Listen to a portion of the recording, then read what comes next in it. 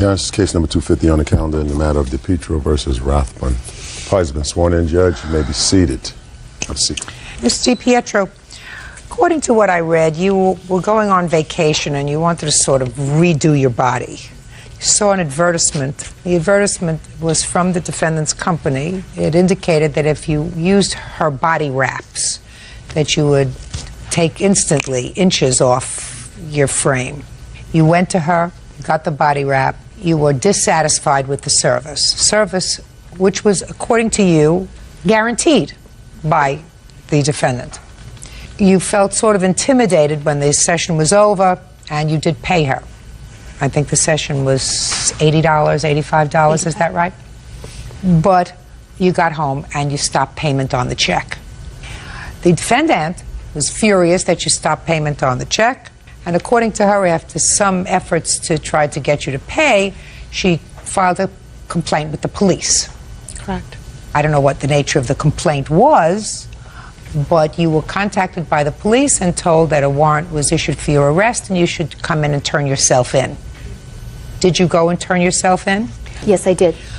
And you were searched, you were detained for a period of time, and ultimately the police said to you that if you want this whole thing to go away, you'll give her the money, which you did, and she dropped the charges. The police let you go. You are suing her for the following: for the return of your $85, but that's a small part of your complaint, and the rest of your lawsuit has to do with the humiliation that you suffered as a result of the arrest, because it's your claim that the defendant breached her contract to you, which was a guarantee of success. You said that the treatment was not successful. The defendant has a counterclaim, I don't know, loss of income. It's a nonsense counterclaim. I don't understand her counterclaim. She'll explain it to me. So let me see how you found the defendant. This is my evidence. Just show me the ad.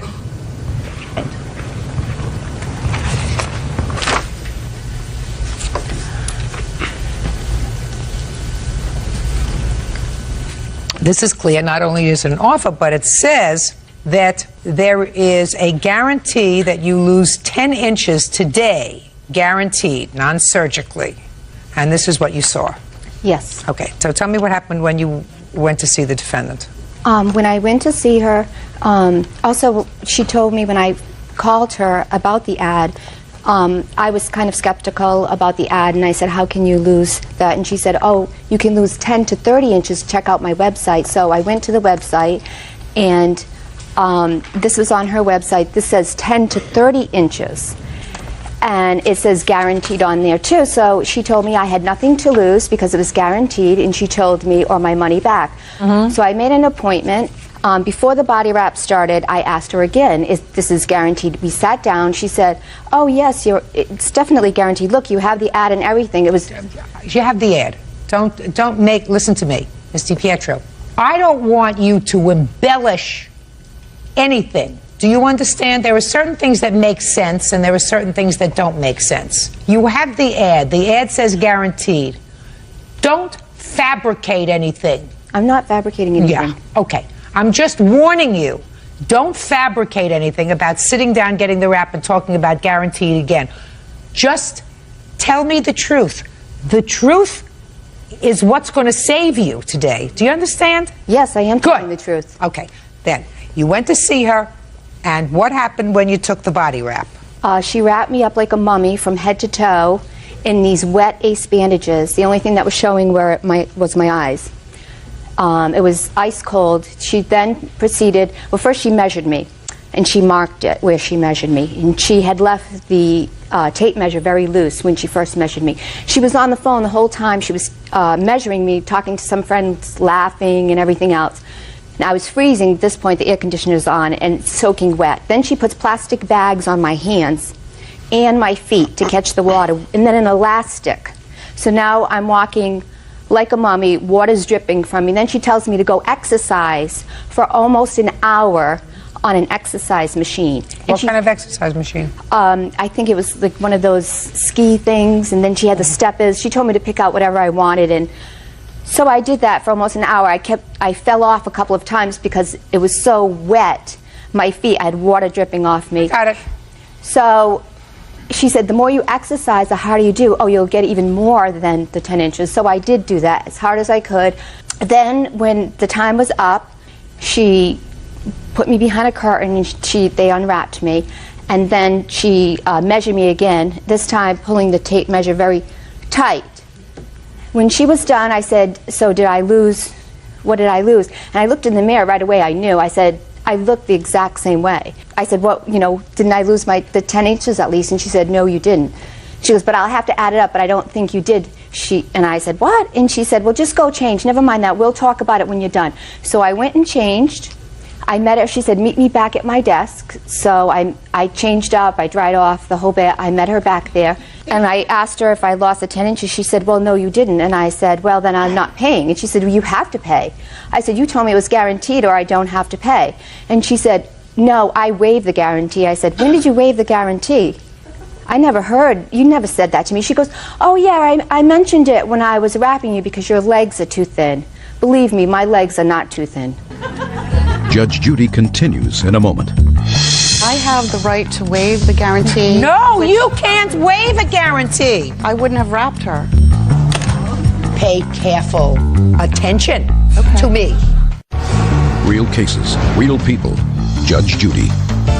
Michelle DePietro says esthetician Claudia Rathbun guaranteed she'd lose 10 inches with her herbal body wrap.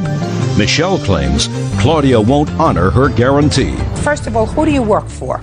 I own the company, the Millennium Body.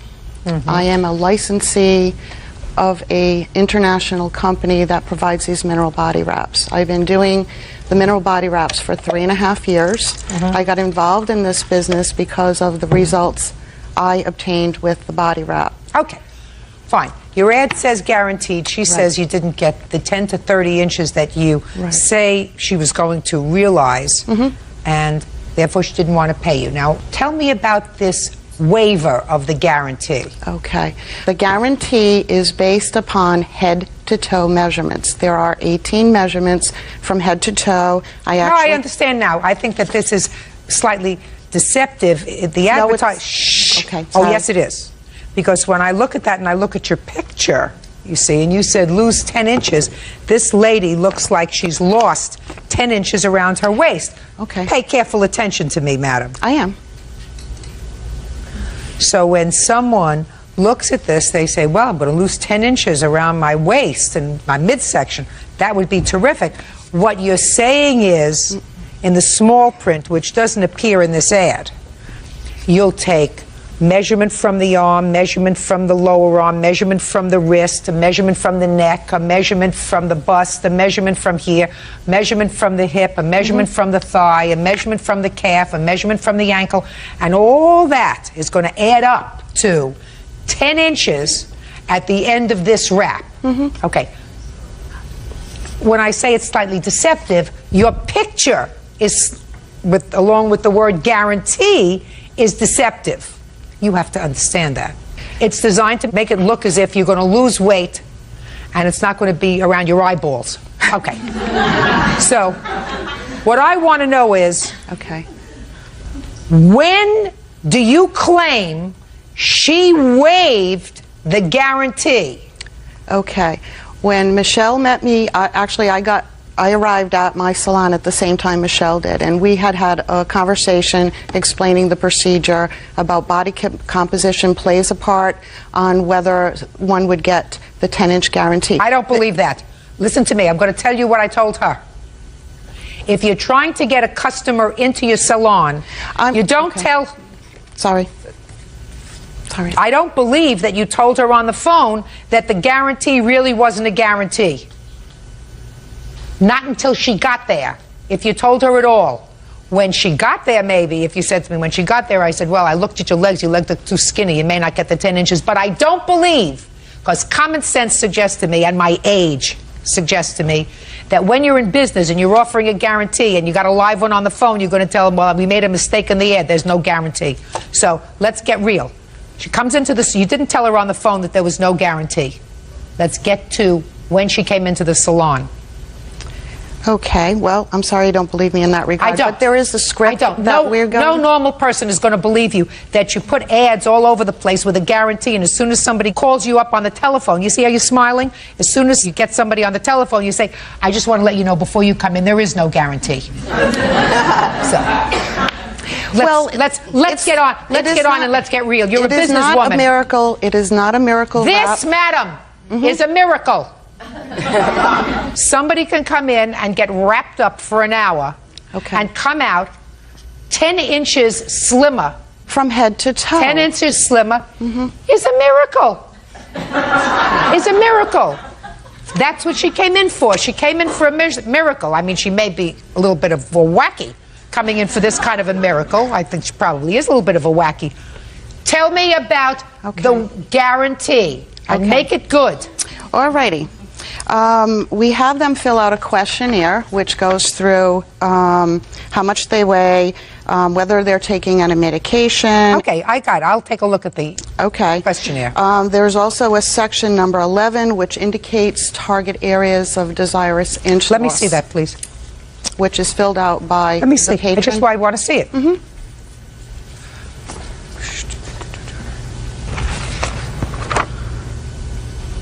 She filled this out, but I see she didn't sign it. She did not purchase a package. She didn't. Of wraps. Okay. So that's the instance when she would sign that. Because this is a program. This is not a one-time deal where someone will lose a size in one wrap. No. That's not what you say here, madam. That's clearly not what you say here. Let me read exactly what you say here. I understand that individual results may vary based on body composition and body size. Correct. I understand that the written inch loss guarantee applies to the first wrap only. Correct. Head to toe measurements. So what this says in plain English is you are guaranteeing 10-inch results for the first wrap. And you signed it. But I have the right to waive the guarantee. No, you can't waive a guarantee. Only she can waive the guarantee. I wouldn't have wrapped her. Pay careful attention to me. Okay. If I buy a car. No, make it better. Bird buys a car, because I want him to pay attention. Bird buys a car, a brand new car. That car is guaranteed from stem to stern for 3 years. He has the car for 1 week. The car blows up. He takes the car back to the dealership, and the dealership says, we waived the guarantee for your car because we knew when it came off the assembly line that the guy who was putting it together was really not wrapped too tight. So we waived the guarantee. What do you think he would do? What would you do, Bert? I take it to Judge Judy. Real cases, real people. Judge Judy. Michelle DePietro says esthetician Claudia Rathbun owes for an herbal body wrap that didn't work. You cannot waive a guarantee. Somebody gave you very, very bad legal advice if they told you that you can make a guarantee here and then you, not the customer, could waive the guarantee. And I don't know whoever did that, but they got their legal license and closed the cover before you strike school. Do you understand? Okay. So you cannot waive the guarantee. Now, she paid you. Why did you pay her? Because she told me, she said, you have to pay me. And I said, but you didn't meet your agreement. And she said, oh yeah, I waived it. Didn't you hear me when I was wrapping you? I said, no. So you paid her. She started to get extremely rude. And then she said, you're offending me. And then she said, you need to pay or I'm going to call the police. So being afraid, I've never been in trouble in my entire life except for maybe a car ticket or something. Did you ever say to her, you better pay or I'll call the police? No. No, of course you didn't. I told you before, Miss DiPietro. Do not lie to me. And how do I know she's never said to you, you better pay or I'll call the police? Because you didn't put that in your complaint, which I read very carefully. I told you, tell the truth. You don't seem to be losing, but if you lie, you will. Do you understand? Yes. Right. See, I told her the same thing. But she is very intimidating, Your Honor. She may be intimidating, and I believe she may be intimidating, or you may have been intimidated, but she never threatened to call the police. In any event, you paid her the $85, and then you went home and stopped payment on the check. That's what happened. Now, I want to see the complaint you filed with the police. I didn't file a complaint per se to the police department. What did you do? When someone stops a payment or I get a bad check, we contact the local police department, the fraud unit. Just a minute. There's a difference between a stop payment and a bad check. Well, I asked the police department whether the procedure would be the same for a stop payment. That's baloney. I don't believe that. Well, that's baloney. Why not? Don't believe it. I asked them whether the procedure would be the same. They checked the general laws of the state of Rhode Island and said yes. So the procedure. Let me see what the general laws say. I don't have the general. Then I don't believe you, madam, because it's common sense. There's my email. There's my letter to Michelle, which was sent certified. I don't care about your letter. You mean you were not asked to go in to file a complaint? It wasn't a complaint. It was trying to collect the funds for a service rendered. The police departments don't do that unless you know a cop. That's exactly. Unless you know a police officer, police departments don't try to collect. They send you to civil court. No, Your Honor, not in the state of Rhode Island. Your first course of action is to send a certified letter to the person who writes a check that is not cashable or a stop payment. I've done this a few times with some bad checks. Bad checks is different. I've never had this instance before where someone stopped payment. But you're going to listen to me. You're going to be successful because she played fast and loose. She told them she got a bad check and they brought you in. That's what happened. No, I didn't. Oh, I believe that that's true. I don't see anything different from you, madam. Police department does not handle stop payments. Stop payments are handled by civil courts. Bad checks are handled by the police department. Somebody passes a bogus check. She did not. She gave you a perfectly valid check to get out of your establishment and decided to stop payment on it because she decided that you violated the guarantee. You did not get the check back marked insufficient funds or no account by this person. You got the check back saying payment stopped. That leaves you a civil recourse because in the state of Rhode Island, which is last I heard, part of the United States of America, they do have civil courts. They do have small claims courts where you could go to get it. This was just easier for you. Easier for you to follow the same procedure as you had followed before, which is you call somebody at the police department and says, listen, I got another bad check. So you're suing for $1,500. Correct. You're going to get it. You're going to get it. You did the wrong thing. What you do is if you have a civil complaint, you go to civil court. You don't call your local friend at the police department. Judgment for the plaintiff in the amount of $1,500. That's all. Step back. Counterclaims dismissed. Comfy? Thank you. Your Honor, this is case number 228 on the calendar in the matter of Haas versus Terhune. Thank you. You're welcome, Judge. Parties have been sworn in. You may be seated. Sir, have a seat, please. Mr. Haas, was this the gentleman who was with you at the movie theater on the day of the incident? Yes, ma'am. According to your complaint, Mr. Haas, the defendant assaulted you by spilling soda on your head in the movie theater. And you were injured. Your eye became infected. Something happened to your eye as a result of that.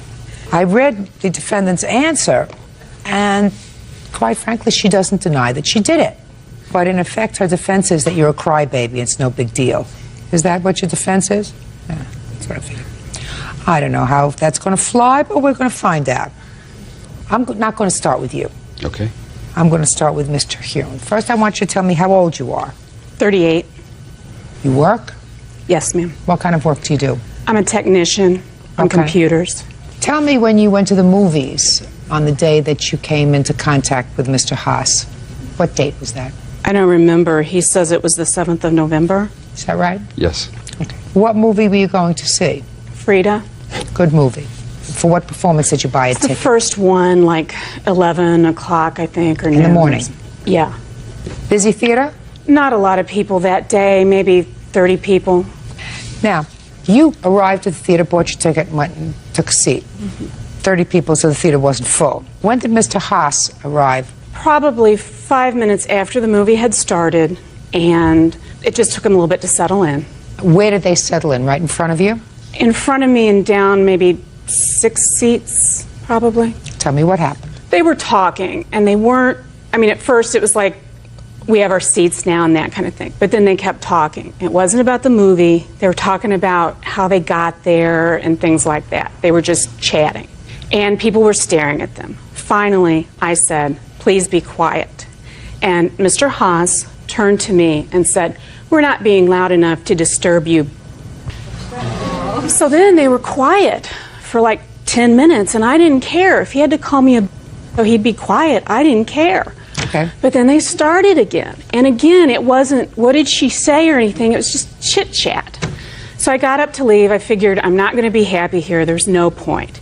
And as I walked past, I walked right past his head.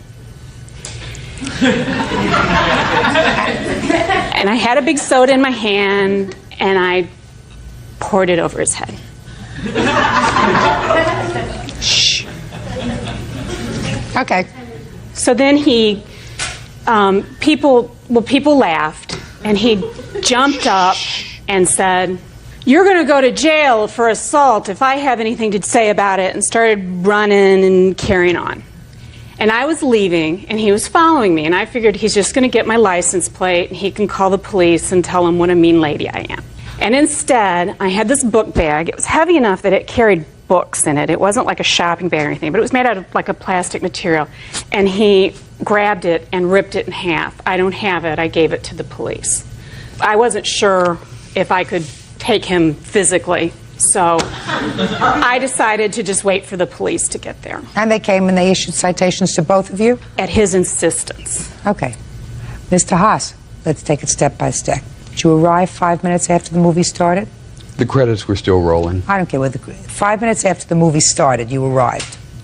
About? Why? Why? Why? Well, it was actually the right time to arrive. Why? Well, we didn't have to watch the previews. Yeah, but people got to a movie theater and they settled in, and the movie theater went dark, and then you decide, quite selfishly, to arrive. If you said to me, you didn't mean to arrive late, we just arrived late because we hit traffic or the car wouldn't start or whatever, what you're telling me is you don't have to go in to see the credits and to hear the opening salvo. You just get there when the first word is uttered. So it was the right time. You planned it that way. Yes. Well, that's rude. Very rude. And when you sat down, were you speaking to your friend? A few words. Why? You've already been rude, arriving late. Other people are there. 30 people arrived on time, settled themselves down. Not only do you arrive late so that your big bodies are blocking the screen so that people can't see it as you're going to sit down in your seats, but you sit down and then you start to talk. There were only half a dozen people in the theater, and our big difference bodies, does it make? There were more than you. and our bodies didn't block any screen viewing How do you know that? because there was only half a dozen people in the theater. Mr. Haas, so you telling me that your chatter didn't bother anybody else because there were only 6 people in the theater? A word or two passed between friends isn't chatter. I don't believe that that's what happened, Mr. Haas. I don't believe that. And I'm not even going to ask him because you didn't say, glad we got here, fine, and I'm going to be quiet. You were talking to him. She asked you to be quiet. And according to you, you said, not talking loud enough to bother you. And you did call her a name. You acknowledge that. Is that Yes. right? Well, you're rude and disrespectful.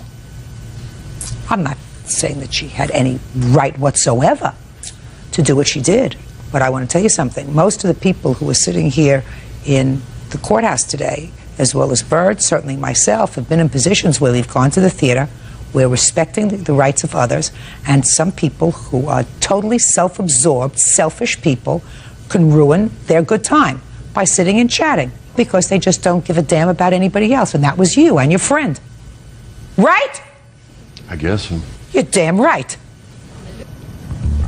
Judge Judy continues in a moment.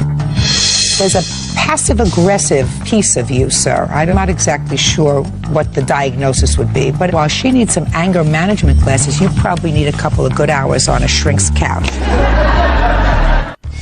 Real cases, real people. Judge Judy. Michael Haas claims his eyes were burned when Linda Terhune dumped soda on his head in a movie theater.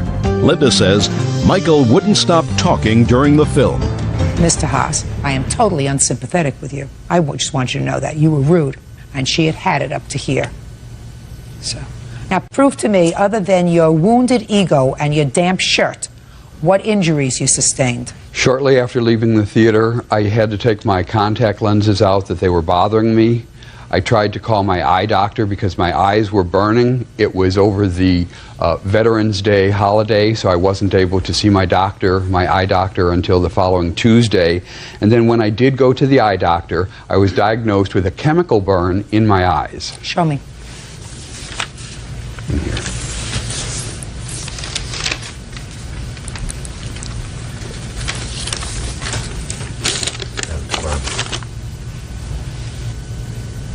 Are these two different office visits? Yes. I'm just looking for the date on here. 11/12 was the first date. So 7, 8, 9, 10, 11. So 6 days later, you went to the doctor for the first time. Is that right? It was Veterans Day weekend and all the doctors were unavailable. No, that's not true. Doctors are available. They're available in an emergency room if you have a chemical burn in your eye. So what were your out-of-pocket expenses, sir? About $1,295. Show me. I see one bill for $40 and one bill for, well, this I don't understand, sir. February 19th, 2003, you went to the doctor for $305. That was as a result of not being able to wear my contact lenses anymore. I had to get eyeglasses. That doesn't say that here at all. It doesn't say that here at all. Yeah. Don't buy it, sir. So you can take this back. Now, let's get up to $1,200 and some odd dollars. Where is that from? In addition to needing to go to the eye doctor, evidently when the contents of her cup were dumped on my head and I jumped up from my chair, I sprung my back and went to the chiropractor. See the groans? Let me see the chiropractor. While you're looking for that, Mr. Haas, did you sprain your back before or after you've chased her out into the parking lot and grabbed her backpack? Well, there was no chase to the parking lot. This was a mall theater. She tried to escape when I was trying to call the police. Please, was the injury before or after you grabbed her backpack? It was before. Okay. Now let me see the report from the chiropractor.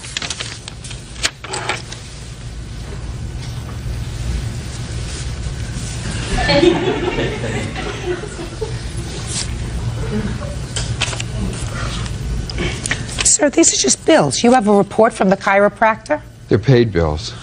I'm asking you if you have a report from the chiropractor. No. No.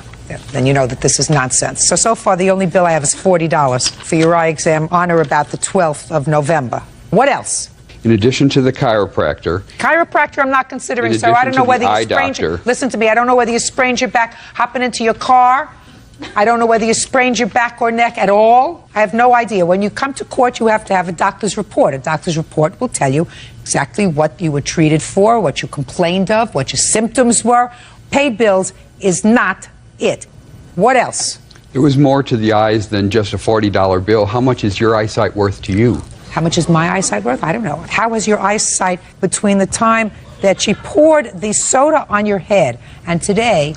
What has been the progression of your eye disease? Well, I used to wear contact lenses all of the time, and after the incident where the contents of the cup were dumped on my eyes, I have never been able to wear contacts again. That's why I had to buy eyeglasses. As I said, I'm not excusing the defendant's behavior. I think that she acted inappropriately in a juvenile manner, and I am unsympathetic.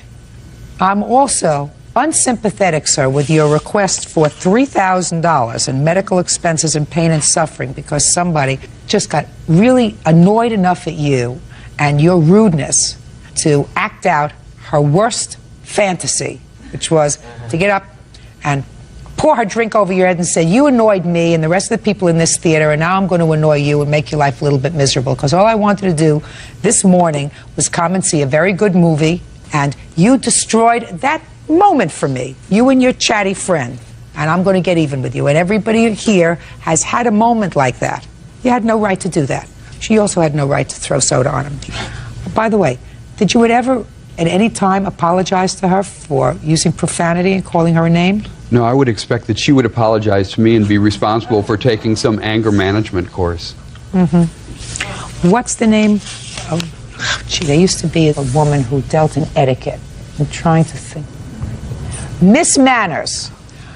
She owes you an apology. she does. You owe her an apology.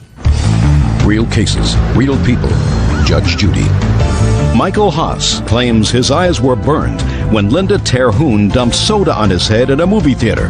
Linda says Michael wouldn't stop talking during the film. Now, he had out-of-pocket expense of $40. I'm giving him 10 times those damages, $400. Now, there's a passive-aggressive piece of you, sir. I'm not exactly sure what the diagnosis would be, but it's certainly passive-aggressive. Because if you can go into a public theater and somebody says to you, could you please be quiet? And instead of just saying, well, I didn't realize I was disturbing somebody, turn around and curse them and then continue to annoy them, there is some passive aggressiveness about you. And while she needs some anger management classes, you probably need a couple of good hours on a shrink's couch. That's it, $400 for the plaintiff. Parties are excused. You may step out. Well, I think it speaks volumes to the lack of gentility that we now have in our country. Tim McDonald says he incurred attorney fees as a result of false charges filed by Camille Raciniak and Michael Wahab. The couple claims Tim was driving like a maniac. Mr. McDonald, it is your claim that the defendants filed false charges against you. I believe that the charges emanated from an instance of what we've come to call road rage that happened about a year ago. That's correct. The defendant said that you were acting erratically, that what they were trying to do was to secure your license plate number so that they could forward it to the police when this incident occurred. You didn't know each other prior to this incident, is that correct? No. That's correct. And you had a trial, Mr. McDonald? Yes, I did. And you were acquitted? I was acquitted on all 3 charges in 37 minutes. When was the incident? October 24th, 2004 at 2 o'clock. And what kind of car were you driving, sir? I was driving a BMW Z3 convertible with the top down. Do me a favor. Just let me ask the questions and try to give me just the answers that I need. Where were you going, Mr. McDonald? I had seen an open house sign on a street called Edwards, and I was following an open house sign into a track that I had never been in. Tell me what happened, Mr. McDonald. Well, as I was going through the track, I realized that there was a car in front of me. It was driving in an erratic fashion. What I mean by that, it would slow down to about 5 miles an hour, speed up 6. So listen to me. Don't interrupt him. You're going to have an opportunity to testify. Don't interrupt him. Sorry, ma'am. Go ahead. All of a sudden, I see her kind of go to the right. And I took that as her politely moving off to the right to let me go by. How many lanes of traffic were there? This street is a little unusual, and I have a picture over here that I took. If I may move over here to show you. Back here is where I'm seeing all the information going. I just want to know how large the street was, Mr. McDonald. So that's the street that it was on, so there can be a parked car on either side and 1 lane of traffic. Easily. 4 car lanes. Correct. Keep going. The minute I went by her car, she lays into the horn, honk all the way around till I get in front. And I look in my rearview mirror, and simultaneously, I see both fingers go out the window on each side. So that kind of set the mood that was going on. And what I did is I gave a wave like this, my error. But I actually thought that was a polite movement on her in the very beginning. Oh. So as I go by, and I'm looking in my rearview mirror, I see this go on, they make a left turn. I think, okay, that's the end of it. Instead, they flipped the U-turn and now coming at me. They caught me at the stop sign, and his window's down. She pulls a car right up next to me to the left of my side, and there's nothing but screaming going on. So I looked at Miss Rosnick, and I said, you're driving like an idiot. And then I turned right, they turned left. I thought that was the end of it. Nope. So I'm going down the street here, and as I go down the street, the road, as it shows, veers off to the left. As soon as I got around that corner, they're right back on my butt again. Now the problem is, I have them, having gone off to the left, time's taken, and I think they've got a weapon with them. They're staying between a half a car length and a car length behind my car. How fast were you going, Mr. McDonald, at this point? Probably about 25, 30 at the most. Did you ever accelerate beyond 25 to 30 miles? When? When we came down the long street after they'd been tailgating me, I spotted people at the very end of the block. It's like the movie Duel, where I've got these people just bearing down on me. I don't know what they have in their possession. What kind of car were they driving? A white Malibu, I think is what it was. Okay. Like a mid-sized car. So they're behind me. I see people down at the end of the road. I accelerate and pull immediately in front of their house. Uncross your hands. At the exact moment that I'm pulling over, and I get out of my car to yell to somebody to call the police, Miss Resnick takes her car and pulls in front in a wedge fashion. Okay, so she parks and blocks you. Correct. And all this whole thing that's going on is predicated on one idea that you said. They wanted to get my license plate. And I can show 15 different times that they could have. The truth meant, sure. Life has a rhythm to it. There are certain things that are common sense, and there are certain things that are not. You don't have to fill in the blanks for me. Okay.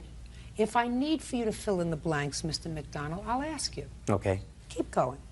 So as soon as I get out of the car, she pulls the car over, he jumps out of the car and immediately starts coming toward me. Now at this point, I take a step toward him, and I say, in the best voice I can, "Get back in your car!" Okay. "Get back in your car!" And it worked. He turned around right there, but Miss Rusnick didn't leave it there. She puts her car in reverse. Your Honor, I have the transcripts of the court proceeding. I have it on audio, and I would appreciate to be able to at least play a couple tracks to give you a flavor of what happened. She put the car in reverse. Correct. Go ahead. And as she put the car in reverse, Mr. Wahab goes back to... Mr. Wahab. Mr. Wahab. Sorry. You have problem controlling yourself, sir? No, I don't, Your Honor. You have problem controlling your temper, sir? No, I don't, Your Honor. Well, it sounds to me as if you do, sir. You don't want to create that kind of impression, do you? No, I don't. You see, you've already done it. You only have one chance to make a first impression, Mr. Wahab. Yes, Your Honor. You've made a bad one so far. Sorry. Go ahead. Mr. Wahab gets out of the car. I tell him to go back. He gets back in the car. You told me that already. As Miss Rusnick's backing the car up, he jumps in the car, shuts the door, and you think it would end there. No. She keeps the car coming right back at me. I move out of the way, and just like she did at the stop sign, she stops his car door right here, the window's down, and I said, "Get out of here!" Now, let me back up a minute. When you said get out of here, Sure. you made a slapping or punching motion. Correct. You hit the car. Correct. Did you hit it with your fist, with your hand? Did you kick Open it? right hand. Okay. Did you kick the car at all? Absolutely not. Okay. And then what happened? So I hit it 3 times, "Get out of here, get out of here, get out of here." And as I'm saying that, I see Mr. Wahab either rearing back, like he's going to go back and kick me through the window, which I can't believe could be true, Fine. or... Well, you don't know. Don't speculate. Okay, well, I see something coming at me. And as I lean back to deflect it, she has the car in drive, and they take off. Okay. But they don't. She flips the car around and U-turns. Stops again. Gosh. Just on the other side of the road. He pops back out again.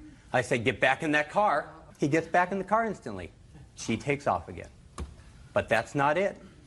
She goes forward again. She stops again. He pops out of the car, but this time, there's a guy that was standing on the other side. A lot of people were evidently watching this thing. He goes over to Mr. Wahab, puts his hand on his shoulder and said, "It's not worth it, it's not worth it." Now, here's what I know. Don't tell me what you know. This is what I was Do you have- thinking. I don't care what you were thinking. Okay? I left. You left. Fine. Do you have a copy of the police report Yes, I do. that Ms. Rusniak and Mr. Wahab filed? Yes, I do. I'd like to see it, please.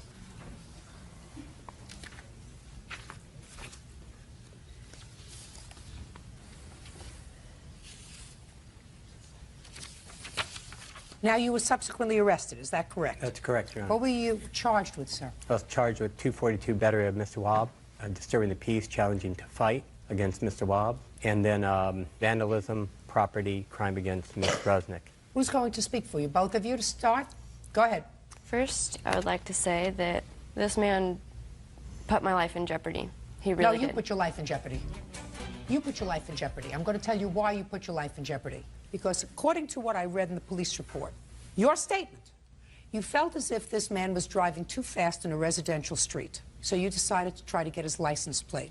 That's not all it was. That's the reason, because there had been no altercation up until that time. Actually, there was. Oh, you explain that to me. Well, as you see the street here, I live on not this street that's cut off, but the one in front of the Suburban right there. So? That's my street. I was turning left onto that street. So?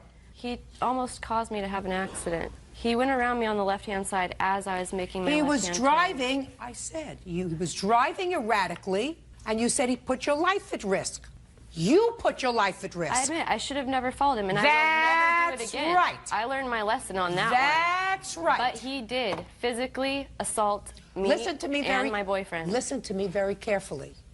You got hot, and you did a very dumb thing. You followed him, and you followed him, and you chased him several times. I never... Yes, you did. You followed him in order to, according to you, get his license plate number. But these are your statements, not mine.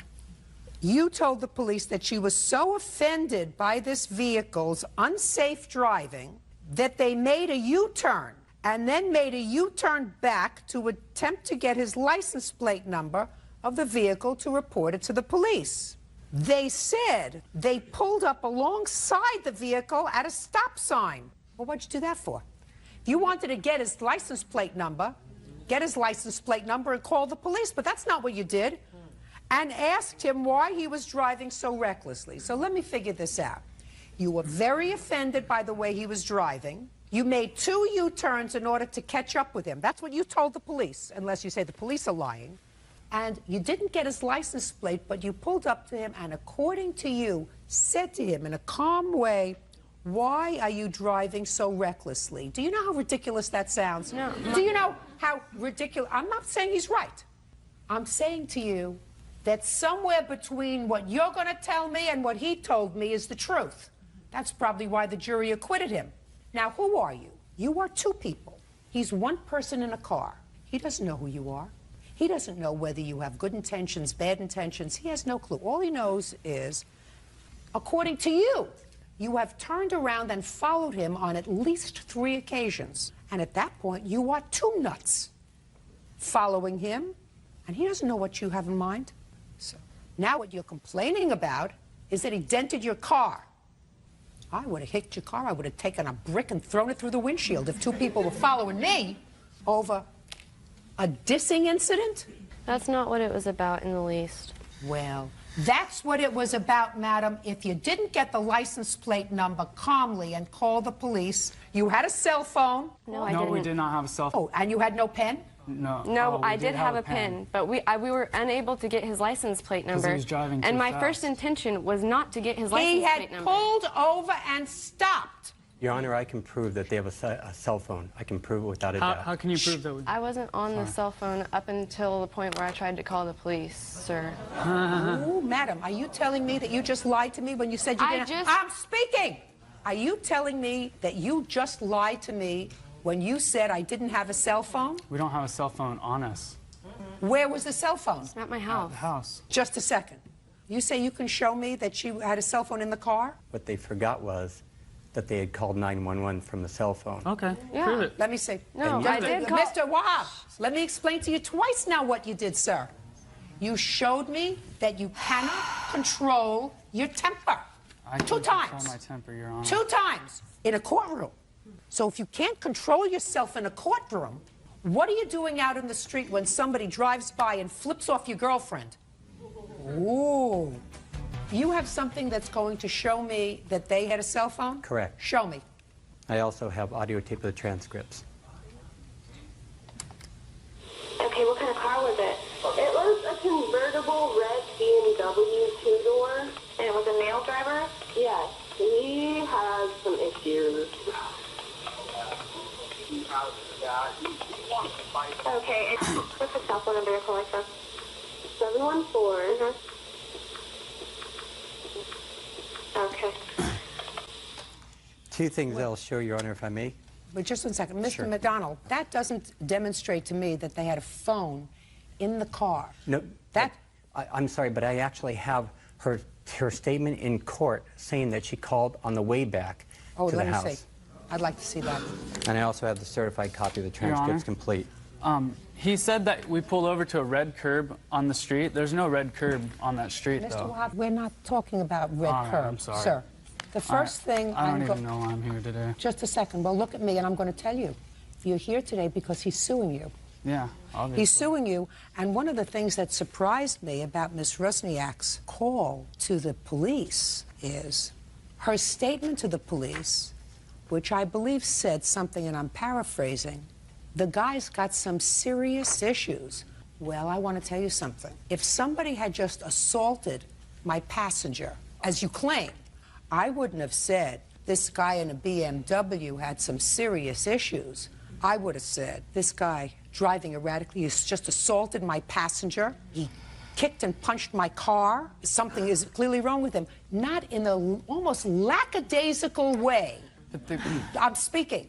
Almost, we can hear it again. Almost lackadaisical way. You're reporting that this guy's got some issues. The operator never let us finish our statement. Let me tell you something. I heard this very, very clearly. Nobody cut you off. No. Nobody cut you off. He didn't play the whole tape. You know when I said to you before, life has a rhythm, and if it doesn't make sense, it's not true. Somebody comes into my middle of the night, takes a knife and puts it to my throat, and assaults me. While they're leaving, they steal a teacup. When I call 911, I don't say somebody just came into my house and stole a teacup. I say someone came into my house, put a knife to my throat, and assaulted me. Do you understand what I'm saying to you? Yes, I heard him in the background. He was freaking out, and I was trying to be the calm one. I heard him in the background. All right, let me see where you say she had the cell phone in the car. Page 31, line 8 Okay. in the transcript. I have the excerpts, and then I have, and that's a certified transcript. Now, Mr. McDonald, you think I'm finished with you? I haven't started with you yet. Okay. Because I can tell what happened here. Anybody who's lived as long as I have knows exactly what happened. Judge Judy continues in a moment. I'm not sure you weren't behaving a little erratically, and I'm not sure you didn't lose your temper and didn't use a lot of foul language. I don't use foul language at all, Your Honor. Not at all. Not according to the witnesses, sir. According to the witnesses, they say that you were using a little foul language. That's where That may be. That's where it fell apart in court. They never showed up. Well, they may not have showed up for whatever reason, but that's what the witnesses said initially when they spoke to the police, whether they didn't want to get involved, whether they were neighbors, who knows. Page what? Page 31, I believe it was line 8. It's what you said, my dear. I'm going to read it to you. You backed up to help your boyfriend get into the car quicker, right? Yes. And then you leave. Yes. Okay, and you don't see the BMW anymore, correct? Not after I drove off. Okay, do you remember when you called 911? Yes, it was right as I was driving away. I don't remember that. You don't remember that? No, because... Well, that's what it says. Now, I would assume that the trial of this case, you remember things more clearly than you do today because it was closer in time to the event. Aside from the fact it doesn't make sense. Everybody keeps their cell phone in a car. So the fact that you say to me I didn't have my cell phone in the car was a crock. How much did this whole escapade cost you, Mr. McDonald? He was able to do it for $3,500 as long as I supplied him with all the information. But in court, you said that you got acquitted in 37 minutes. We were there. No, it doesn't matter. It also, you said that you never touched my... Third time, you couldn't control yourself. Not the first, not the second. Third time, you couldn't control yourself. So you can't control yourself, and she doesn't know how to tell the truth. Judgment for the plaintiff in the amount of $5,000. That's all. And Your Honor, you're aware out. that I have judgments against each of it individually, correct? Judgment for the plaintiff in the amount of $5,000. That's it. Brooke Beeson claims former roommate Kimberly May broke their lease when she moved out of their apartment. How old are you? 21. Who is this? My mother. Thank you.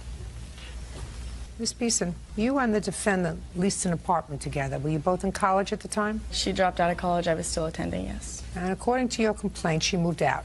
Yes. On the lease. She moved out on the lease, and in addition to moving out on the lease, she, according to you, defamed you by telling certain things to your landlord about what was going on in the apartment. You want to be compensated for both. Absolutely. Half of the rent and the defamatory remarks that she allegedly made to the landlord. Yes. When did you sign the lease? May 2006. And you had known each other for a long time, according to what I read in the complaint. So this wasn't new. And it was just the two of you in the apartment? Yes. When did you move out? June 29th, 2006. Okay. Now you're going to tell me why you moved out. Due to bad circumstances. No, well, that's... Drug use, and she clearly disrespected me after asking her plenty of times, her friends in and out of my stuff, my bathroom. I had to put a lock on my door because I didn't feel comfortable leaving my own house, and that's why I left. Let me try to sort it out a little bit. You felt uncomfortable because her friends were coming to the house, and you felt uncomfortable with them. Yes. Why? Because they were up all hours of the night, using drugs. Did you ever see anybody using drugs? Yes. Who? Brooke and her friends. What kind of drugs? Marijuana, and that's all I saw. Did you ever smoke marijuana? Yes. So they were up, they were partying, they were smoking marijuana. That I know of. That you know of. A substance that you also indulged in. Not at the apartment. Wherever. It's somebody's apartment. You didn't do it in the street, right? Right. But you didn't do it at school, right? Right. So you had to do it in somebody's apartment, right? Yes. Okay. So you had to put a lock on the door. Yes. Your bedroom door. Mm-hmm. Tell me when you put a lock on the bedroom door. In May. Tell me why. Because I didn't feel my belongings were safe. She had people in and out of our apartment. Miss May, did you have any rules that you set up to this apartment with Miss Beeson? No. Well, then you have a problem, madam. Your problem is you have to be a big girl. I know that now. And if you sign a lease on an apartment, you can't just pick up your marbles and go home. So far, you haven't given me one valid reason why you would be entitled to break a lease. You're alleging that you saw her and her friend smoking marijuana. Whether you did in the apartment or not, I don't know, but you certainly did it in somebody else's apartment, so you weren't frightened of drug use because you did it yourself. Not at the time. Before I have. Whatever. I didn't say at the time, before or after. So you weren't certainly frightened of what you saw there because it was something you had indulged in yourself. I mean, I can understand you not being happy if there's lots of partying going on. Did she complain to you about that? That's not an answer. Did she complain to you about people being in the apartment? Or... Yes. So what did you say to her?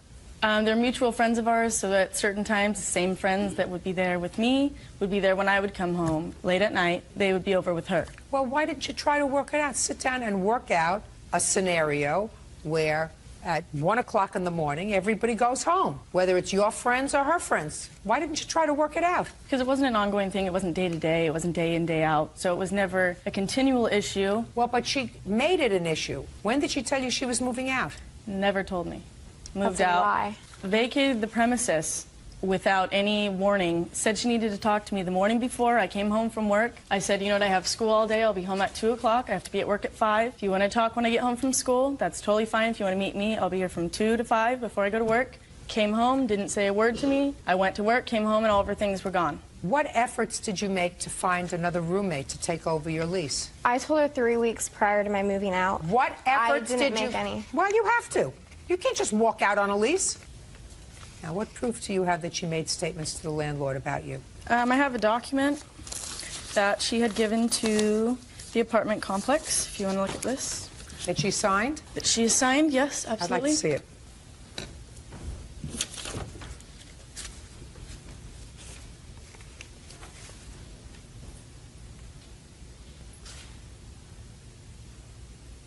Who prepared this letter for you?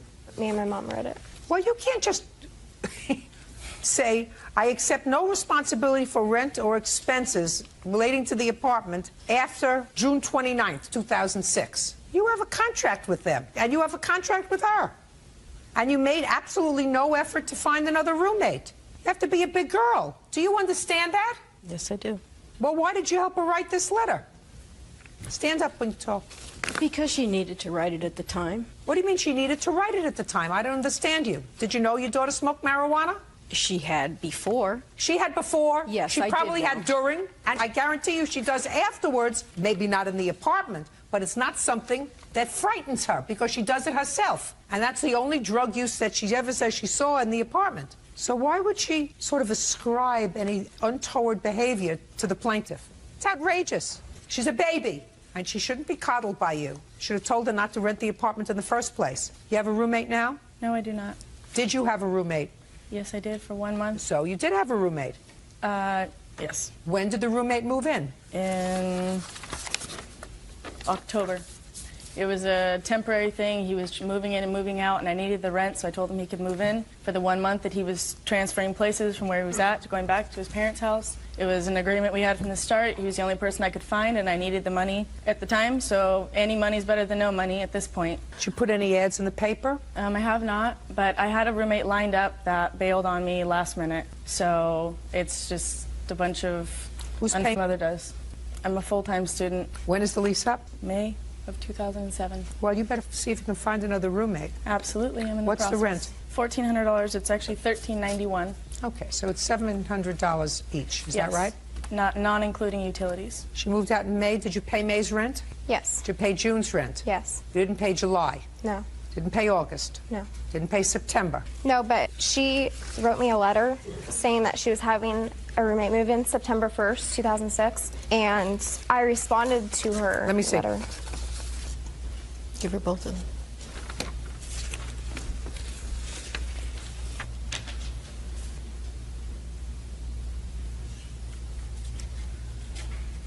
Okay. Well, you wrote this letter to her, telling her exactly what she owed and that your daughter, fortunately, had found a roommate that will be moving in September 1st. You wrote the letter. However, can I? Yes. Okay.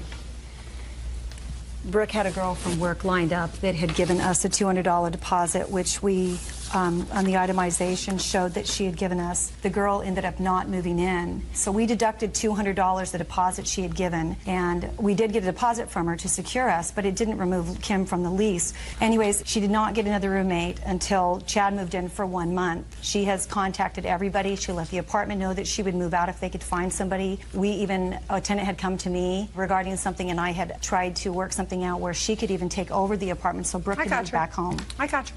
You have 3 months' rent so far. We have October that this fellow moved in, and you have November and December. That's 5 months' rent.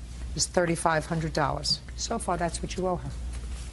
And although I'm not happy with the letter that you sent, the letter does not indicate that the plaintiff is the one that was using drugs in the apartment. It says that there was drug use in the apartment. It doesn't describe that conduct particularly to her. Could have been other people, it could have been guests, etc. So I'm not awarding you any money for defamation. Right now, the entire lawsuit has not come to fruition yet. It's not become fixed yet because I am hoping that she will find a roommate. So am I. I'm paying the rent. Right, I got it. You can't do that. And your daughter can't do that. She's got a responsibility. Why should this mother be responsible for the rent? Let your daughter move in, she'll move out. You want to do that? Stand up. Move over. The apartment's lease goes until next May. Right now, Miss Beeson's mother has been footing the bills for your daughter's share of the rent. She's perfectly prepared for her daughter to come home and live at home. You want to assume the responsibility from January until May for your daughter? She'll move out and your daughter can move in. That way she can be safe. She can have only her own friends. How about it? No, I would not. Why? Why? Why is my question? Why is it okay for this lady to pay all the rent when your daughter defaulted and not for you to pay all the rent when your daughter defaulted? Well, first of all, that lady doesn't have to pay anything. I don't have to pay anything. Sure They're you do. two adults. No, just a second. You made an excuse for your daughter and you helped her craft a letter to get out of a lease. Your daughter had no right to move out. May I say something? What if I find her a roommate? No question. That's not my question. My question is, you can't stick her with the rent. What, instead of her having to pay you any money since she's already out that money, you move in. You find a roommate. You don't have to find her a roommate. Find yourself a roommate that you're happy with. How about it? No. Yeah, May I say something? Right. She's a big baby. And don't encourage her. Judgment for the plaintiff in the amount of $3,500. That's all. Dawn Chunt is suing her son, 21-year-old Scott King, for a loan to purchase a 1999 Chevy Cavalier. Scott claims the car was a gift. Miss Chunt, this young man is your son. Yes, ma'am. And your complaint alleges that he owes you a balance of a car loan. Correct. And your son says the car was a gift to him? That's correct, Your Honor. Did I ask you a question? No, I'm sorry. And while he helped you financially for a while, had nothing to do with this being a loan, it was always a gift, and when he had his expenses got to a point where he could no longer help you out, he just stopped. Is that... That's now correct. I'm looking at you. That's correct, Your Honor. Do you want me to yell at him? Please. Who is this person? This is my son's ex-girlfriend, Jessica. And who is this? This is my current girlfriend, Kelly. Is she here for any particular reason? More or less. She was witness to an instance over the summer where I actually offered a reconciliation to my mother at a festival downtown.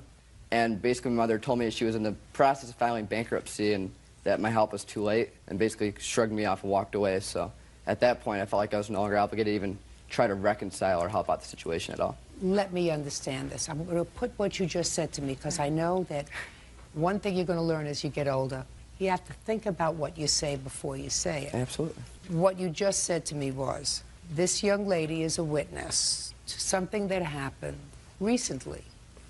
When you said to your mother, listen, let me try to work this out with you, you know, with the car, and she shrugged you off and said to you, I filed bankruptcy and your help is too late. That's correct, Your Honor. Well, that's, Mr. King sort of acknowledges that this was a loan. Well, don't well me. I'm sorry. That sort of acknowledges that you had some responsibility in your mother's financial situation. You got to keep it simple. All right, when was the car purchased, Miss Shawn? August of 2002. How old are you? 21. How old were you when the car was purchased? I believe 19, Your Honor. How much were the car payments each month, Mr. King? $150 maybe, Your Honor. I'm not sure. Well, you were making the car payments for a while. Yes, correct. It was a long time ago. Okay. You were making the car payments for a while. So when you say it was $150 a month, was it 150 or 152, 156? Couldn't tell you, Your Honor. Don't have my checkbooks from back then anymore. How many years did you make the payments? I'd probably say 12 months. When you stopped making the payments, did you notify your mother? Absolutely. Is that right? No, ma'am. No, ma'am. I found out 3 months after the fact that he stopped making the payments that from the finance company contacted me and said the payments had ceased. You have the payment letter? was $177.26. You have the letter from the No, they finance- didn't. They just called me and I made a payment over the phone. He made $3,000 worth of the $6,000 loan. Well, that's a pretty good track record, Mr. King, for somebody who got a gift. See what I mean? Yes, Your Honor. Real cases, real people. Judge Judy. Dawn Chount says her son, Scott King, owes for the balance on a car. Dawn claims Scott traded the car in and kept the money. And did you file a bankruptcy last summer? Absolutely not. I've never filed bankruptcy. I have no intention of ever filing bankruptcy. What kind of work do you do, Ms. Shawn? I'm an administrative assistant for a management firm. Who's driving the car? He's traded that car in on a new vehicle. Yes, ma'am. I have.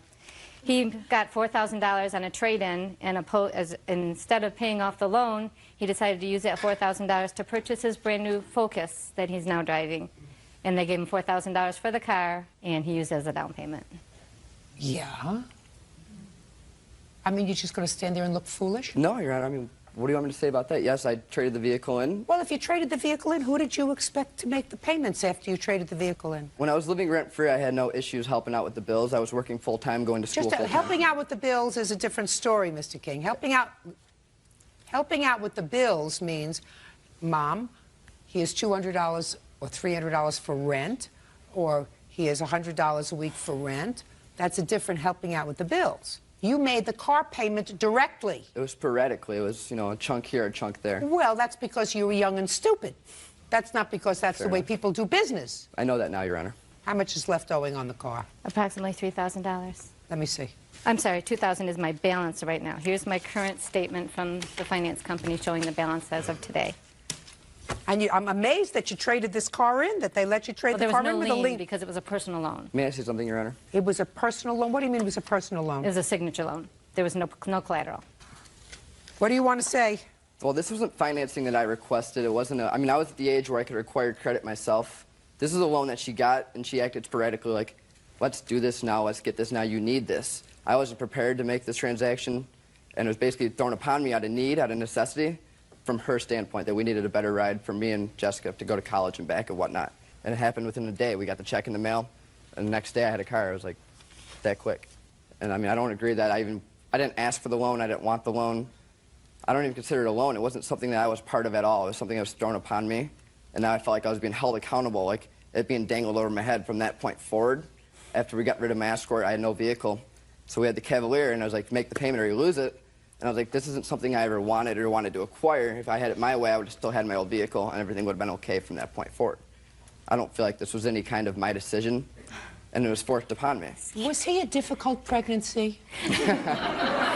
Actually, ma'am. No, I'm asking you a question. Was he a difficult? No, he was all of my children were very easy. Easy. And he was a very cooperative. I was working, got it from the dealer. He was going on a test drive. Mom, I really want this car. I tried talking him out of purchasing this car. Listen to me. That's not true. No 19-year-old or 18-year-old says... 18. Says, Mom, I don't want this nice car. I want to drive the piece of junk that I'm driving. I'm really happy driving around with my girlfriend in this piece of junk that doesn't start all the time. Absolutely. Please, I don't even want to think about a nice car. Being 18...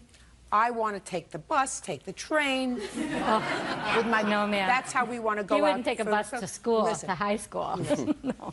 I just want to know whether you had any clue in utero that he was No. going to develop into this. No, the last thing I want to do is be here against my If son, I did, let me tell you. Excuse me? The last place I want to be is here with my son. I don't blame you. Yes, absolutely. I don't blame you. I just can't afford to make payments on something that is non-existent. Well, I think that he's got some nerve trading it in.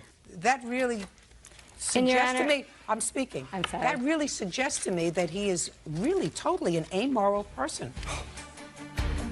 He could have traded it in for something and given you the money. That would have been really nice. That would have been, and not put you in a hole. Because according to Freshmouth over here, he at least thought that you were filing for bankruptcy. He at least thought that you were in financial difficulty. And one of the reasons that you were in financial difficulty was because of his actions. Because according to him, new girlfriend over here, whose purpose in being here is to tell me about this conversation that she heard about looking forward to helping his mother, right?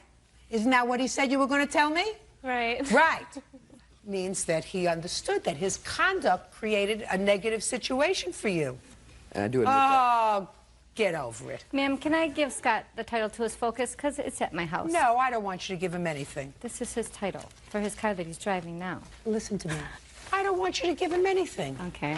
He's got to understand what aggravation is. And if he doesn't have a title to the car that he's driving now because it came to your house, let him go to motor vehicles, fill out all the paperwork that he has a lost title, that the title never arrived, that he moved. He'll fill out an affidavit that he never got the title because he no longer lives in your house.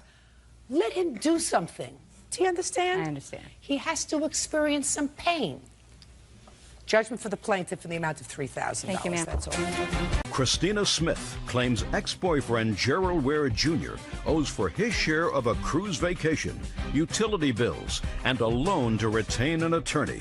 Ms. Smith, you and the defendant dated for a period of time and signed a 6-month lease together in August of 2006? That is correct. How long had you been dating before you decided to move in with him? I met him in March, so I was dating under 6 months.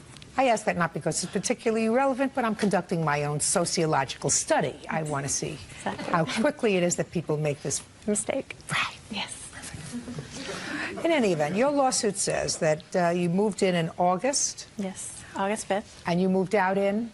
September 25th. Right, so the living together at least saved you a bad marriage. Yes. Right? Yes. Good.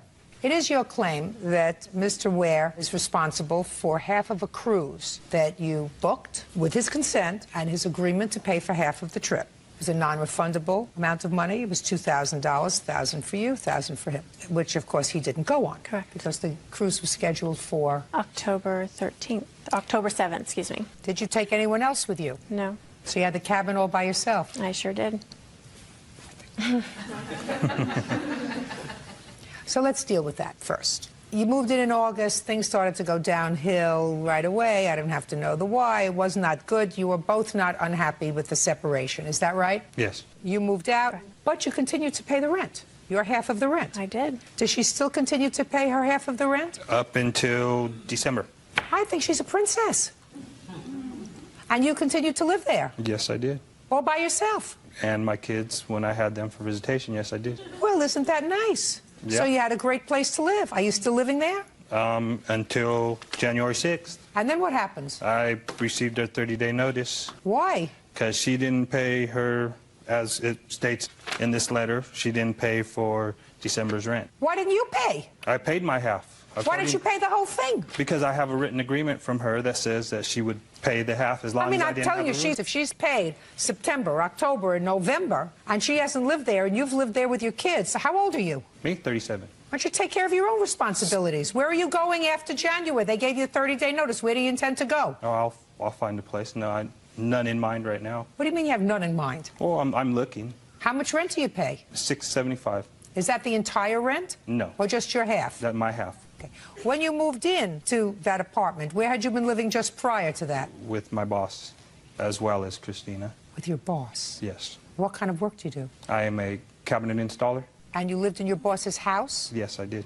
As well as he's a friend as well. Before you lived with your boss, where did you live? I lived with my friend, me and a friend named Brian. And when you lived with Brian, how much rent did you pay? About $300 a month because it was just for a room. How many children do you have? 2. How much child support do you pay? The child support is, my son is not legally mine. I accepted that responsibility when he was born, and after she went after his real father for child support, so they dismissed that court order, and for Bella it's $246, I think it is. How much child support do you pay? $246. He doesn't pay child support. When was the last time you paid child support, Mr. Ware? It's been a couple years because my ex-wife put a letter in. She said that when she required me to pay child support, that I didn't see the kids regularly, so she wrote a letter to the district attorneys in Sacramento County. That's hearsay. I just asked you a simple question. When was the last time you paid child support? You said several years ago. Yeah.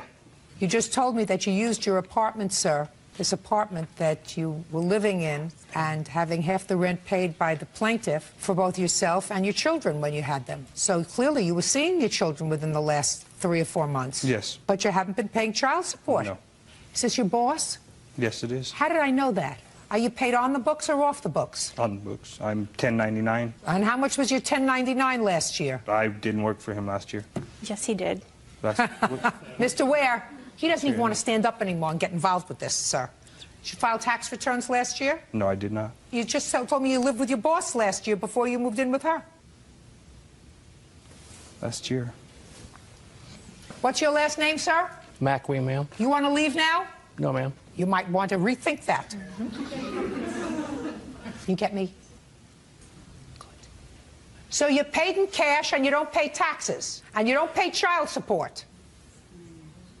You're supposed to pay your own rent. I did. My house. Well, you didn't pay, no, your own rent. Listen to me, Mr. 37 years old. You live in this country. You work for him. You're supposed to pay taxes like everybody else, which you don't do. You have children, 2, or maybe just 1. They come to visit you, and yet you have no fiscal responsibility for them. The rest of her lawsuit is, she says, A, she made a small loan to you for a lawyer. I'm not so interested in that, $199. But she said that you had no credit. Well, the reason you have no credit is because you allegedly have no income. So that she put all the utilities in her name. She put all the utilities in her name, left them in her name because she had no credit, and you didn't pay the bill, even when she was paying her half of the rent. Sir? I was giving her half my check. She went over to my boss's house and received money from them. You mean after she moved out?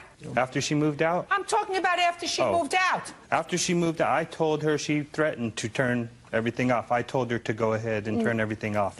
Oh, she should have. So? And she didn't. And she didn't. And did you turn the lights on? I Listen to me. Did you turn the lights on? Yes, I did. Did you turn the stove on? Yes, did you I did. plug in a coffee maker? Yes, I did. So you used the juice. When you use the juice, you have to pay for it. Did you use the telephone? Yes, I did. If you use the telephone, you have to pay. If you're an American citizen and you use the roads and you use the other services that the government provides, you have to pay taxes. How much were your electric bills and service bills after you moved out? I'm talking about just for him. Yes, the dish bill came to $292.23. I actually put a passcode on there around October 20th when I found out there was adult movies rented on there. He had to do something to keep himself occupied. Next. Sure West bill was $260.14. Is that it? Yes, and if you're not going to do the attorney bill. No. $552, rounding it out, Bert. Thank you. Is that right? Yes. No sense. Good. $552. Now, let's talk about the cruise, Mr. Ware. You told her to go ahead and book the cruise? A cruise was planned before I met her. We had been talking about it amongst friends before she moved in, and her sister is a friend of my boss. Did you tell her to go ahead and book the cruise? No, I did not. That's not what you said here, sir. My boss's wife booked That's not what you said here, sir, in your answer. Just because you broke up doesn't mean that you don't pay for half the cruise. You pay for half the cruise. What? In order to get the cruise, you have to do double occupancy. Don't speak to me sitting down. Sorry, ma'am. We told them both prior to this going that if anything happened, that you have to pay double occupancy to get on this cruise in order to get all the cabins together. So I said, if something happens, you can't change it, you can't get the money back, and they were both aware of that. You made that clear to both of them? Correct. Terrific. Thank you. You can sit down. I gave Gerald every opportunity to go on that cruise. Listen, it happens. He's got to pay for half the cruise because you're out the money. Do you understand? No, I don't, but... Well, it's very, very easy, sir. There's no way that you wanted to go on this cruise, and there's no way that you were going to share a cabin together. Somebody was going to go on the cruise. Now, it is my sense that if you said to her, I will give you the $2,000, I will go on the cruise instead of you, she would have said, great. No. She would have said to you, great. You go on the cruise, and I won't. But right now, she had $2,000 invested in this cruise, and she hadn't seen a penny from you. Yes, she had, ma'am. Oh, really? You paid for some? I was giving her all my checks that I was receiving from him. Checks to you pay get cash. for, Listen to me. well, cash, to pay for credit card bills that were outstanding We're when we not met. talking credit card bills, sir. That's We're talking how about the cruise. That's how the cruise was paid, on credit card. How much money were you giving her? I was receiving $500 a week. In what? In cash. I love it when a game plan comes together. Just think of it this way, sir. It's your contribution to taxes. Judgment for the plaintiff in the amount of $1,552. Judge, That's all. I have some jewelry I want to give back to his daughter. Perfect. That's all. Thank you. Housekeeper Nita Bayer is suing former employer Kendra Hall for damages resulting from an injury she sustained in Kendra's home. Kendra is countersuing for the return of Nita's unearned wages. Miss Bayer, according to what I read in your complaint, you did some housework for Miss Hall. You fell in her house. You want her to be responsible for your medical bills and your lost wages. Ms. Hall says she's not certain that you fell in her house and injured yourself there. She's counterclaiming because she says that she paid you for an entire month and you only worked that one day. She wants you to refund to her the amount that she paid you for the remainder of the month when you didn't work. I have a few questions. Ms. Bayer, how long did you work for Ms. Hall? 7 months. How often did you go to her home? Every Friday starting of March 2006. How many hours did you spend there? Usually I spent somewhere between 7 and 8 hours a day. What was the date of this accident in the house?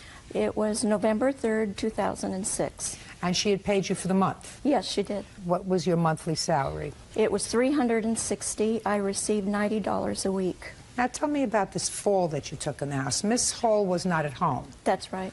Go ahead. I arrived to work and I started working in the kitchen. Then I went upstairs, stripped the beds, made the beds, and then I took all the laundry down to the laundry room, and the light bulb was burned out in the laundry room. So I went into the garage to look for a ladder, and I found a 3-foot ladder. I took down the fixture, which was full of bugs and dirty. I washed it, cleaned it, went upstairs, got light bulbs that are kept upstairs in the linen closet. When I came down, I went up the 3-step ladder, went to put the bulb in and lost my balance and fell against the wash and dryer on my left side. When I got up, I felt nauseous and dizzy, so I went outside and sat in a little brick fence that's in the backyard, trying to gain my composure. And then I finally went into the house. I took some Aleve, some Excedrin. Stop 1 second. So it would be clear and fair to say that you did not fall because the ladder broke? No. Because there was any imperfection in the floor? You fell because you lost your balance? That's right. Nobody else's fault but yours? That's right. Okay. Go ahead. So since she pays me monthly, $360, she had just left that check that morning, and I never thought anything was really seriously wrong with me, and I tried to continue to work. In fact, I did continue. I finished cleaning the house, even did the laundry, very slow. Usually I leave about 3 or 4 in the afternoon. She arrived about 5 o'clock, and she asked me, "Are you still here?" And I said, "Yes, I did something foolish today. I fell and I hurt my arm. I don't know what's the matter. It really, really hurts." She quickly ran to the phone, called her sister-in-law, who I also work for, and she said, "Nita fell changing a light bulb. Do you think my home insurance will cover her if I take her to the doctor?" She said, "Okay, thank you," hung up, ran to her office, came back with some papers and said, "Yes, my home insurance does cover it, but I have to pay a $1,000 deductible, of which I will not pay." And suddenly she wasn't concerned about me anymore. And she says, "This is ridiculous." And I said, "Well, then you're not going to help me?" And she says... So you had asked her? Yes. Just a second. You didn't make that clear, Miss Bayer. I'm sorry. So you said to her, I finished working, but I hurt my shoulder. I want to go to the doctor. Will you pay for it? I didn't say, will you pay for it? I asked her, can you help me? That's what I said. Well, what did you want her to do to help you? To take to the doctor. I figured, well, since I fell in her home, that... So you felt she was responsible? That's right. Well, that's what I'm saying to you, Miss Bayer, but you left that out of your story. What you made it sound like was you told her that your shoulder was hurting, and without saying another word, she went over to the phone and called her sister-in-law. Yes. But that's not what happened. You said, I want to go to the doctor. Can you help me? Because you're responsible because I fell in your house. So she went to find out if that was true. And she came back and found out that it was true. What makes you think that if you have an accident in somebody else's home and it's your fault that they should be responsible? Because I was under her employment at the time. Well, that may be, but, you know, there is something that lacks common sense about that. I'm a common sense gal myself. What you told me was you fell and it was your fault. Yes. And you want somebody else to pay for it. That's what it comes down to. I mean, if you're taking it at face value, you may have fallen in her house. You know, I'm not necessarily saying that Ms. Hall should not have assumed this responsibility. But what I'm saying to you is it doesn't flow naturally. If you fall in somebody's house and there's nothing wrong with their house, the railing isn't loose and the steps aren't uneven and there's not a slippery floor and there's no ice in the front walk, well, that shouldn't be their fault. It's your fault. You fell. That makes sense to me. The fact that most jurisdictions have superimposed some liability on the part of homeowners if they have people working in their home, that irrespective of whose fault it is, they have to take the responsibility, that's something else. But I'm just telling you, from a common sense perspective, it doesn't make sense. It makes no more sense than if you were walking down the street in front of somebody's house and there was no ice, no snow, there was nothing wrong. You were thinking about something, you fell in front of their house, and you say, well, I fell in front of their house, I'm going to sue them. You fell because you weren't being careful. I was being very careful. Well, if you Your were being Honor. very careful, the ladder didn't move by itself. And if you were being very careful, that maybe you had a pre-existing medical condition that caused you to become dizzy. Whatever it wasn't her fault. It was an accident. Yes, it was. It was an accident. An accident that was your fault. Not her ladder's fault, not her floor's fault, not her light bulb's fault, not her light fixture's fault. It was your fault. Now, I say this to you because what you want is more than just your medical bills paid. You want medical bills and lost earnings and lost wages. Why should she pay for that? It is still an ongoing problem, Your Honor. I have proof here. It's your ongoing problem. That's true. Not her ongoing problem. It's your ongoing problem. And what you're saying is that she should have taken care of the medical bills because she didn't want to pay the deductible. Listen, she fell in your house. You know what the parameters are, right? Yes. That's what the law superimposes on you. I happen to think it's ridiculous. It doesn't make sense to me. But that's what the law says. I understand that. Can I please tell you Sure. the side of the story that I believe to be the truth? Very but similar. But let me tell you something. Don't go to where you don't think that she was injured because she's got things that she's prepared to show me that she hurt her rotator cuff when she fell. She was injured. Where? I'm not sure, because when I came home from work that day, I put my things down, got my kids in the house as I always do, and she continued to work. And I didn't run to the phone and run to anywhere. She insisted, I'm hurting. Do you have insurance? I'm like, what? I was in shock. No, and don't be in shock. She fell off the ladder, changing a light bulb in your house. This is what she's telling me, okay? I don't know this. I really don't. Because Well, you weren't home. she kept working. She and told me she's that. working, and she's a hard worker. She told me that. is. But what I don't like is that I did not say I would not pay. She told me later on the phone, you should have just paid the $1,000. I called my insurance company to see. I said, well, I don't know if there's a deductible. I'll find out. You know, we'll take care of this. Oh, don't worry about it. I'll go to county where my husband goes. Her husband's very ill. He goes to county hospital for treatment. This is what she told me. That's why I dropped it. Later, her daughter calls me. My mother, she's going to need surgery, possibly. I'm like, what has this got to do with me? Okay, well, that's what it has to do with you. Where are the medical bills that you paid? Okay. Your total medical bills so far are $1,047. I don't know what this is. I totaled everything up, lost wages, the doctor bill. I'm not giving you any credit for lost wages, madam. Okay. I believe that you should pay your medical expenses. But you were paid already for the full month when you didn't work. Is that right? On that paper in the blue I highlighted, I deducted the $270 Well, that I know, owed but you her. deducted it from $3,000. Right. I'm deducting it from the $1,047. $777. Now, it's $777 that your insurance company's not going to pay because you have a $1,000 deductible. It's your option to have a $1,000 deductible, right? You could pay more insurance and have less deductible.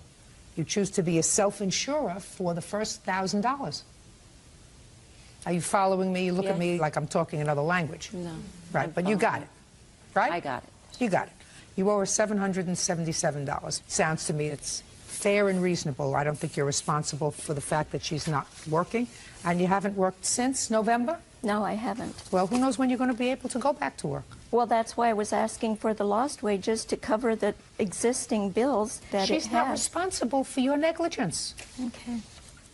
Judgment for the plaintiff in the amount of $777. That's all. Thank you. Christine Lawson is suing her ex-boyfriend, Joseph Lemos, for the cost of a big screen TV they purchased as a couple.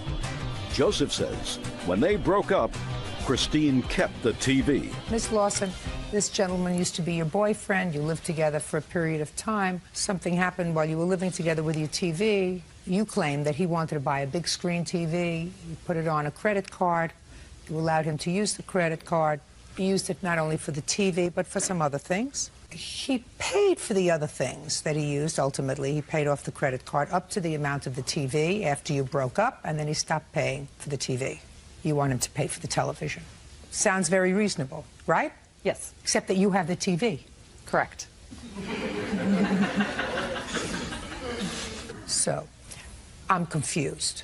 Mr. Lema says that he did, in fact, use the credit card to purchase some other things. Even after you broke up, he continued to make payments on the credit card until he had paid off all of the items he had purchased, but for the television. Correct. And the reason he didn't pay for the television is because you have the television. When did you break up? It's about April or May of 2006. And when was the television purchased? August of 2004. So you've been watching the television? Correct. In your house? Yes. Why don't you pay for it? I never wanted it. I don't like it. I would love to give it back to him, but I don't have, I'm using it as collateral, I guess, to get the rest of the money that he owes me. The only money that's owed is owed for the television. Not entirely. Most of it is for the television. I guess you could say that. So what you want me to believe, Miss Lawson, is that he said to you, you can keep this $3,000 television and watch it, and I'm going to make the payments on it. No, that's not how the conversation actually Well, tell me how the conversation actually went. Okay. When we broke up, there was still about $4,000 on the credit card, which, as you said, there was multiple things on there. He was paying me up until September of 2006. Correct, and then he payments. stopped. Right. And he wanted to take his TV, which would have been fine to me. However, I couldn't guarantee that I would get the rest of the money that he owed me if I handed over the TV. I had no way of contacting him. I had no cell phone number. The only way I had was email. Most of the emails that I had sent him were ignored. He paid you for the 6 months. Well, he was paying on multiple things. That wasn't the only thing on there. He paid the credit card honorably. Correct. Until the only thing left was a television that you were watching. Well, the television was... And he wanted it back when you broke up. Correct. Well, then you're watching it. You pay for it. I mean, it's not rocket science. Well, the amount owed on the credit card exceeded what the amount of the television was. When? When we broke up, when he stopped paying. Come on, Miss Lawson.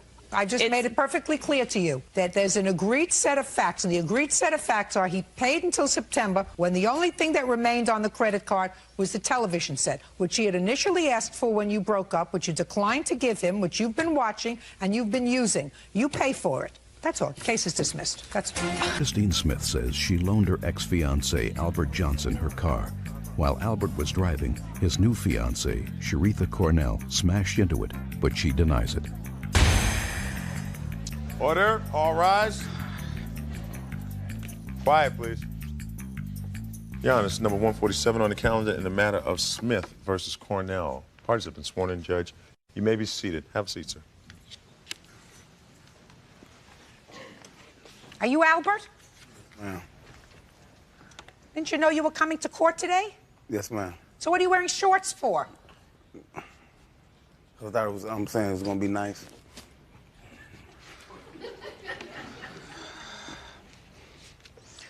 All right, Miss Smith. Yes. Albert over here, the one in the shorts, is the father of your daughter. Yes.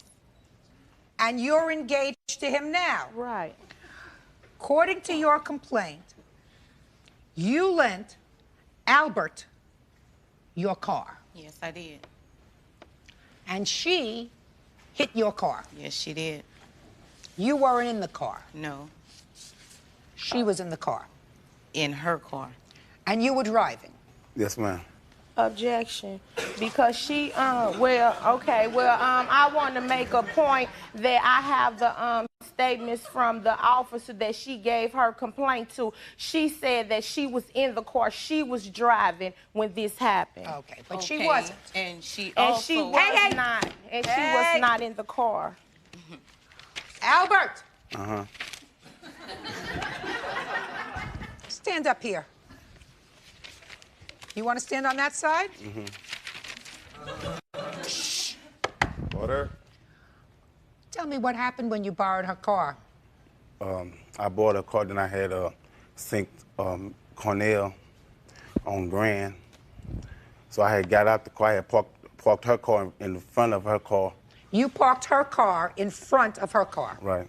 Then I had just put her car in reverse and backed up into her car. Just a minute. Why you lying? Miss Smith, I don't want you to say anything. I'm in charge here. Let me be in charge. I like being in charge. Get up here, Albert. Right up here. Shh.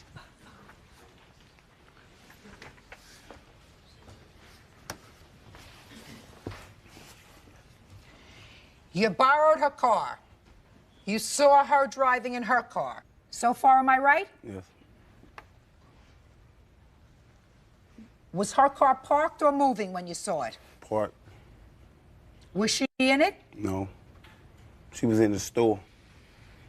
So what did you do? I had one of my friends that told me they had seen her in her car. Then it was another guy driving her car. So I helped her buy the car that... Don't tell me what your friend told me. You were annoyed. Right. And I backed up into her car with her car. So you're telling me her car was parked? Yes. Your fiancée? Yes. And you pulled in front of the car, pulled into a parking space, and backed into it? Yes. That was pretty stupid. Wasn't it? Yes. Why would you do such a stupid thing? Because I was mad because it was another guy driving her car. Mm-hmm. Are you back together again now? No, we together. With her? Yes. You with the defendant, Miss Cornell? Right. Mm-hmm. So I gather you straightened it all out. Mm-hmm. That is a yes or a no? Yes. Uh-huh. How many times did you back her car into her car? About twice. Did you cause some damage to her car? Yes. How much damage? I don't know how much damage was. What do you do for a living? I do the odds and ends. What kind of odds and ends? Paint, cut grass. For cash? Yes. Hmm. Just you stay right there. What kind of car do you have? A 92 Chevy Cavalier. And you? A 90 Chevy Cavalier. Did you have your car fixed? No, ma'am, I didn't. Now, Miss Smith, do you have any objection to my adding Albert here as a co-defendant in your lawsuit? No. You know what that means? No. That means that I'm adding you as a co-defendant in this lawsuit, sir. That means that since you have just acknowledged to me that you caused the damage to the car, right? Yes. You should pay for it. Why are you looking at me with that blank stare, sir? What words didn't you understand that I said? You understand what I'm talking about? Hmm? Yeah. Because, Miss Smith, quite frankly, since they're back together again, I'm not going to get the truth out of him. That's right.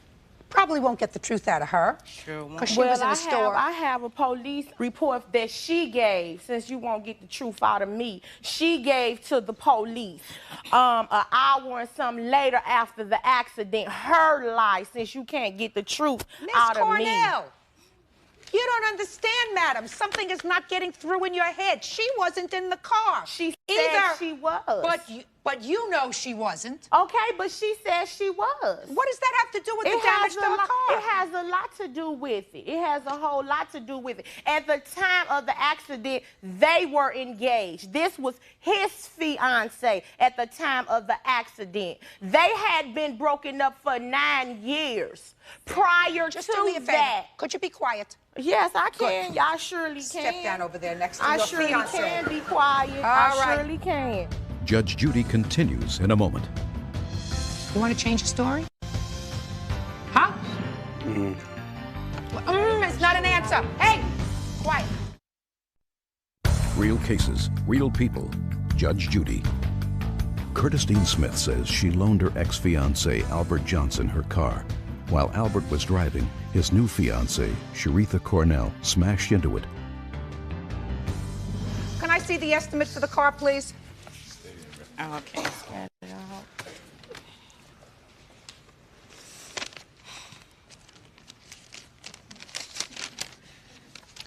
The estimate for the car is $1,562. Is that right? That's without it being painted. That's just to pull the dent out the trunk and the side and fix the bumper. It ain't even no dent in her trunk. Have you been in my trunk? It's not even a dent. Have you been in my trunk? Shh. What's all this other stuff here? That's to fix the car and to paint it. You have insurance on this car? Yes, I do. How much did you get from your insurance for this? At the present moment, when the car was hit, there wasn't any insurance on the car. What? Excuse me? Yes. I had dropped the insurance 2 months before the accident happened. I see. So the insurance doesn't become effective until the 16th of May, and this accident occurred on May 4th. Is that right? That's right. And you had no insurance on the car prior to this? That's right. Okay. Albert! You better do a lot more odd jobs, sir, because you owe her for the damage that was done to her car. Do you understand that? Yes. Good. Now, Miss Cornell, you have a counterclaim. For what? Because she lied and told the police that I hit her car while she was driving the car and he was in the car. The officer contacted me and told me what she had said. Told me that I would be arrested for first-degree assault because there was assault on her and she was pressing charges. Of course, I got very angry. I got stressed out. I had to be hospitalized due to that. You know, her lying. You know, and me finding out that I was going to have to go to jail. I also was jailed. I had to pay for someone to keep my children due to her lies. Just a second. You were jailed when, madam? I was jailed on the 20th of May. Let me see the papers to prove that.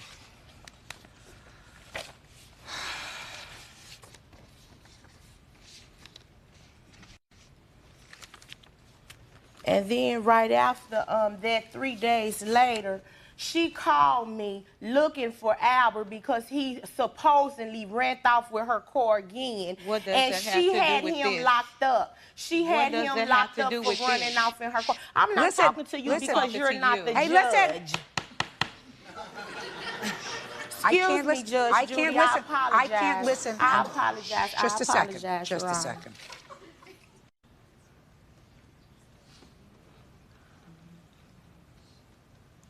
You told the police that you were in the car. Yes, I did. Why did you do that? When Albert had called me and told me that Sharitha had hit my car, I told him to call the police. Albert said he had a warrant on him for his arrest, so I told him to bring me my car. We went down to the police station and made a report, and I said I was the driver. I also went back. So you lied to the police? Yes, I did. Well, you were also asked by the police whether or not you wish to press charges against her. And I said, yes, I did, because she hit my car. But not only did she hit your car with you in it and then took off. Isn't that what you said? Yes, that's what I said. That caused her to be arrested. Do you know that? Yes. But I also went back to the police station, tried to change the report, and I couldn't locate the officer, so I talked to his supervisor, and he said just tell the judge that. Well, by the time you got to tell the judge, she had already been arrested. How long did you spend in jail? A day, Your Honor, a whole night. That was the wrong thing to do. You understand that? Yes. You're suing her for $1,250, is that right? That is. All right, not a difficult case. Albert, you are going to pay her, the plaintiff, $2,604, because that's what you said you caused in damage to her car. She doesn't have to pay for that if you're covering up for her, and if she actually hit the car and you're covering for her, then it's going to cost you $2,600. You understand me? You want to change the story? Huh? Judge Judy continues in a moment. I know you feel like crying. State hospital, that's where she belongs. Yeah, you see you what know I'm saying? what? That's where you belong. And later today, Are you thick or what? There is a difference between your brother giving you a gift and a 17-year-old who you know has a crush on you. real cases, real people. Judge Judy. Albert Johnson borrowed his ex-fiancée, Curtis Smith's car. She says that while he was driving, his current fiancée, Sharitha Cornell, ran into it. You want to change the story? No. No. Okay. On the other hand, madam, it's going to cost you $1,250 because that's what she's suing for. You filed a false report. You two folks together? Yes, we are. Yes. Well, then this makes it easy. You're only going to get $1,444 for your car. Do you understand that? Why is that? That's because I am deducting the $1,250. Cool with me. Cool with you? Cool with me. Perfect. That's all. Judgment for the plaintiff in the amount of $1,444. I have deducted what you owe her for filing this false claim because this Thank you, Your couple, Honor. this lovely couple is now together. I'm That's treating them right. as a couple. And I'm going to send you an invitation to our wedding. Party's ice cream. Step out, please. Make sure I put that in my date book. She don't need that money to fix her car. She need that money to buy her a man. And now the next case. Party's on Gibbs versus Edwards. Step forward, please. 17-year-old supermarket clerk Noelle Gibbs and her father Stanley Gibbs are suing 21-year-old Alex Edwards for the shoes she bought him. Alex says Noelle had a crush on him and the shoes were a gift. Mr. Gibbs, why don't you tell me, sir, why you are suing this gentleman for $140.70? Yes, Your Honor. My daughter is under the age of 18. She's 17 years old. That's you. Is Noelle. And so I originally filed a suit ad litem as a guardian, being that she's underage. So the reason... What is this for, sir? The suit is for a pair of shoes that was purchased by my daughter from Sport Chalet in Valencia store for Mr. Edwards as a loan. Why did you purchase a pair of shoes for him, Noelle? He was hinting around that he needed a pair of shoes. Where do you know him from? He works at the store right next to where I work. I work at Thrifty's, he works at Vons. Are you friends? Well, yeah, No. we were friends. Yes, we were. Order. He hinted around that he didn't have the money for the shoes and that he had them on hold at Sport Chalet. And I said, well, I could loan you the money, you know, and you could pay me back. And he said, first he said no, then the next day he goes, okay, and yes, he would.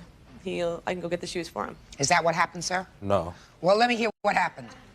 She's been harassing me she's had this high school crush for about 9 months. I made up every excuse in the world not to go out with her. She buys me some shoes. Right after she hands me the shoes, my witness is right here. She says, will you go out with me? I said, no.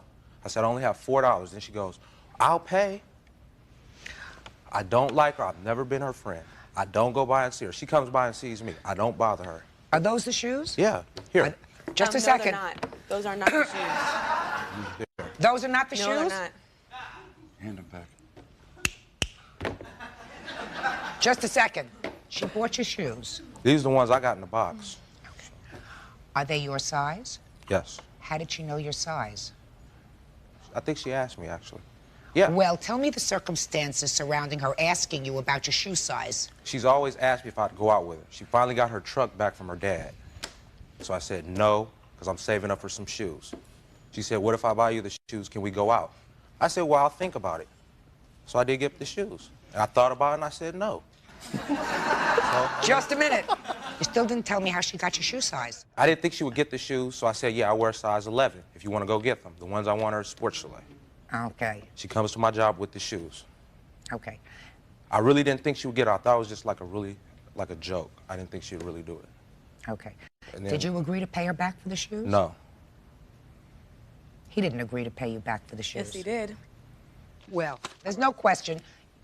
He got the shoes. The only question is, were they a gift or were they a loan? Judge Judy will continue in a moment. Do you, sir, make it clear to me that you have no interest romantically in this young lady? Is that right? I'm not her friend. I'm not nothing. Just I never listen. liked her nothing. Hey. Okay, Right? yes. By accepting a gift from her, assuming it was a gift, you are encouraging her. Do you understand that? Oh, yeah. What does that mean? You know, Do you Hey. Do you understand that, Mr. Edwards? Yes, okay. And that's unfair. By accepting a gift, you did the wrong thing. Right? I don't think so, not really. I mean, then I'm going to if my brother gave me a gift, then, I mean, do I owe him also? Excuse me? Who gave you a gift? If my brother gives me a gift, I mean, I can't stop her from doing, I mean, I can stop are you that. thick or what? Are you thick or what? There is a difference between your brother giving you a gift and a 17-year-old. I told her many Hey, you're times. talking over me, and I have a bad throat today. Okay, go ahead. I'm sorry. There's a difference between your brother giving you a gift and a 17-year-old who you know has a crush on you. You encouraged her, even by your own statement when you said to me, she told you, well, if I buy you the shoes, will you go out with me? That's what you told me, Yes. right? Yes. And instead of you saying, absolutely not, you said, we'll see, maybe. Isn't that what you just told me, sir? Yes, yes. So you encouraged her. A, that's cruel. B, by taking a gift, you made it not only cruel, but there's a certain insensitivity there and greediness that I don't like. So you are going to pay her $140.70. You have the receipt for the I do. shoes? Is that what the bill was? Yes. It's, 140.70. Got it? Good. Thank you. That's all. Parties are excused. You may step out. Judge Judy will continue in a moment. And on the next Judge Judy. She was I trying did to not buy me. ask She him should to have go went out and got with a me. prostitute. No, If I she did wanted not. all that, she could have got Excuse herself me? a prostitute. If I buy you the shoes, will you go out with me? I did That's not what you said. say That's that. What, they put this kind of effort into a Stairmaster, did they would be not. fine.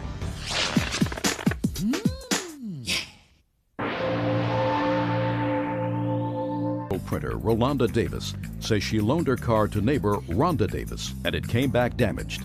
Rhonda claims in her countersuit she owes her money for a missing gold ring. Order. All rise.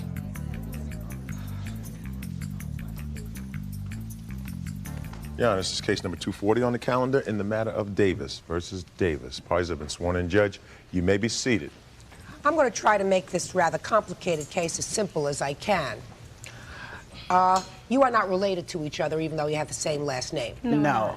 You are neighbors. Yes. She borrowed your car, Yes, she did. and it was involved in some sort of a traffic accident, and it was damaged. Correct. Right? Yes. And you want her to pay for the damage to the car. Yes, I do. She says that while you were babysitting for her, jewelry was stolen from her house. So she's countersuing you for the jewelry. She said, therefore, she doesn't have to pay for the car. Is that this case? Yes, it is. So at least we have one thing that's a given. You damaged her car. Yes. Now, in what month, date and month, did you damage her car?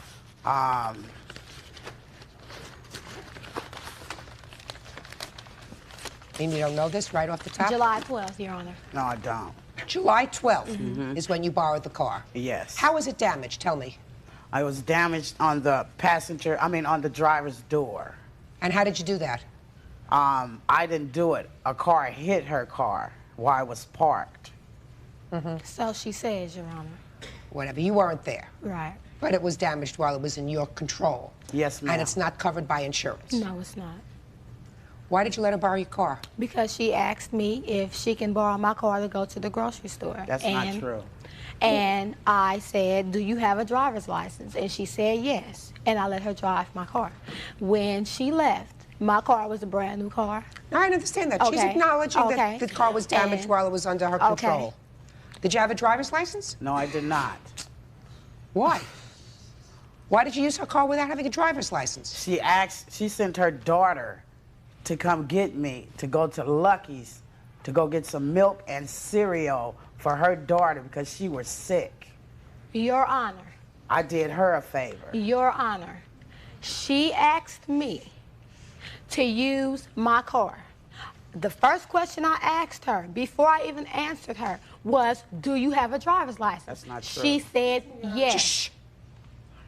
Just a second. Did you have insurance? No, I didn't. Why not? Well, I had got the car in May, and I moved in June. I guess my insurance papers, from what the car dealership told me, went to my old address. Being that I didn't get them in time, they pinned it because I only had it a month after I got my car. They're all, so far, you both sound very responsible. No insurance, no driver's license. It's a perfect match. Okay. All right. Now, when allegedly was this jewelry stolen and how? What month? It was stolen August 23rd. All right. 8/23. Now, between July 12th, when the car was damaged, and August 23rd, why didn't you pay her for the damage? Because, for one thing, when after the accident had happened, okay, I came straight to Rolanda, and I said, Rolanda, someone had hit your car. We came out, we looked at the car. She said, Rhonda, don't worry about it. It's not that much damage. It could have happened to me if I'd have had your car. She said, don't worry about it. Okay. Come on now. Shh. All right. And so that was it, okay? August 23rd was my birthday. We needed a babysitter. Just a minute. So are you telling me that between July 12th, when our car was damaged, and August 23rd, there was no other discussion about paying for the car? None. None. Okay. You say there was? Yes, there was. When was there? When she came back, when she pulled back into the parking lot, and I came outside and seen my car, and I'm just shaking my head, and she was like, Rolanda, I'm going to help you fix your car. She said she's been knowing people who can fix my car, Your Honor. She said she's been knowing people, and I'll come to her door, I'll ask her sometime, I'll be like, have you talked to someone? No, and she'll be like, yeah, I know somebody who will fix the car. Okay. You know, and then she got mad one night and was like, I'm not going to fix your car. Who are you? I'm her witness and roommate. We live together. When she was at the store, I was at Rolanda's house sitting, waiting for her because the store is not very far from where we stay at. Okay, when she came back, all three of us walked out where the car is parked at in front of our apartment building, and we looked at the car. You know, I was looking like, where's the dent, you know? And it was very small, like maybe if someone opened their door and maybe hit the car or something like that, that's what it looked like. To me, it wasn't major at all. I'm going to see pictures of it. I assume the pictures are here. It wasn't major at all. My pictures to prove that they're not little itty bitty dents. I have pictures I have too. I have some damages that. Just a shut. Okay. That's certainly not an itty bitty dent. No, and that wasn't the dent that was in that car. Neither. Her car had been hit 3 times since that accident. Well, when did you take pictures of it? Maybe about 2 weeks ago when I knew that she was following this. Just a second. 2 weeks ago this happened? 3 months ago? July the 12th, Your Honor. Yes, but I didn't know she was going to file no suit against me or anything like this. When were these pictures taken? Those pictures were taken 3 days ago. 3 days ago? 3 days ago. Not interested in these pictures? Well, I want to see the estimate. Okay. I have right an estimate, after Your July Honor. 12th. I have an estimate, Your Honor, proving how much my driver's door does not open. My window is broken. That window was in that car. It has been rain, and my car, the door, it's rain, it's mildew stains inside of my car. Your husband Just a broke minute. the window. Hey! This damage report is 2.5 months after this incident. Yes. Okay. Your Honor, I'm telling the guys all the truth. She damaged my car. Judge Judy continues in a moment. You copped an attitude, which I have a feeling you can do very easily, and you said, I'm not doing that. And later today, Whoever made the decision that this was not going to be a long-term relationship, whether it was you or whether it was him, whoever it was, you're very lucky. real cases, real people. Judge Judy. Rolanda Davis says after she loaned her car to her neighbor, 36-year-old Rhonda Davis, she returned it with extensive damage. Rhonda admits the car was wrecked, but says Rolanda stole a gold ring from her home, making them even. She acknowledges she damaged your car. You do not have an estimate within a day, a two, a week after the accident. Right. $1,500 is practically what they charge just to look at a car. One of these car doctors, they come out in a white coat and they look at it. The looking costs $1,500. So we're not talking about a lot of money. The damage that you caused to the car was at least probably $1,500. Yes. If they have to pull it out, they have to repaint it, they have to buff it out. You agree with that? Yes, ma'am. Okay. So $1,500 she's entitled to for the car. Now, you have to prove to me that she took your jewelry. Prove it. Only way that I can prove it is that when we got ready to leave, when I got to the club, Jocelyn noticed that my jewelry was gone. What I did, I immediately got on the phone. I called Rolanda. I dialed my number. Rolanda answered my phone. She said, hello. I said, Rolanda, this is Rhonda. First thing I said, how's the kids? She said, everything okay. I said, Rolanda, I left my rings on top of the TV. Can you please go get them for the kids won't mess with them? She said, okay. I said, I'm going to hold on until you do this, I was holding on the phone. Whether Rolanda went in my room to check to see was the rings there or not, I was holding on. She came back to the phone. She said, okay, I got them. I said, okay, everything's okay? She said, yes. I hung up the phone. When I returned home, I say approximately maybe about 2:30, close to 2:45. Immediately as I walked in my door, I seen my table, the glass was broke, Then Rolanda said, the window in the room is broke. I said, the room window. So I goes in the room and I pulls the curtain back. The whole window is busted out, A family heirloom that I had from my grandmother that's passed, that was broke, My rings was missing, all in one night. Okay. What happened? She called. And she did tell me that her ring was somewhere in her room. She did say that she would hold while I go in the room. I did not go in that room because I didn't want to be responsible for nothing coming up Just missing. a second. Okay. Stop you right there. All right. She called. She said, I'll hold on. I sat the phone Just on. a second. Okay. She said, I'll hold on while you go inside and get my rings because I don't want the kids. That's what she said to you. Right. And you did what? And I sat the phone down and sat there. I did not come back and reply to her. I got there. Yes, you did. Oh, sure you did. Yes, you did. That's what the reason Sure you was did. holding on. Okay. No, that's why I was, oh, excuse me. No. Excuse Hey, me. oh, sure you did. She is lying. No, I did not. My Let mother me- is right let here. Let me tell you why you did. Let me tell you why you did. Because it doesn't make sense. It's not logical for you to have then walked back and said, I don't have the rings. I'm sorry. You put the phone down. You said, gonna wait a couple of minutes. You picked the phone up. You said, got him. I didn't say got him. What did you say? I told her I was not going in her room because I wasn't going to be responsible. No, you didn't. That's what I said. Oh, No, you did. please I didn't give me a leave out break. that living room. Give. Your Honor, You got that my is rings. the truth. I didn't leave out the living room. Oh, I believe it. I stayed How you right know the next door bedroom to her. window was Listen to broke? me. Listen to me. Okay. Either way, Okay. you're responsible. She's absolutely right. Either way, you're responsible. She called you. That's what You I were did. babysitting for her children. She said, I left my rings. Please go inside and secure them. Instead of doing that, You copped an attitude, which I have a feeling you can do very easily, and you said, I'm not doing that. You took the phone, put it down, waited a minute, picked it up and said, I got him. That's what she did. No, I didn't, Your Honor. Sure you did. Tell me what rings were missing. This is the rings right here. I have the things from the rings and everything. They're not even finished paying for. Here's everything for the rings. It's the ones that's a room at all. That's your problem. Circle. Then you lied. Here's No, my I didn't. stuff. Oh, sure you did. For my table. Oh, sure you did. I got How? the window fixed, but not the table. How, but Your this Honor? is How did you lie? Yeah. You lied because you told her I got the rings. No, Here I we go, didn't. right Oh, I never believe you told her did. that. Listen, I may be wrong. I was wrong once in 1950. I don't remember what it was, but I'm sure I was wrong And once this in day 1950. too, Your Honor, because I didn't say Be that to her. quiet. Judge Judy is ready to rule. And later today, You are so full of baloney. Am I? You are so full of baloney. But you're a very quick thinker. real cases, real people. Judge Judy. This case is going to turn out to be a wash, you know. Because I believe that you should have paid for the car, for the damage to the car. I believe that's true. Mm-hmm.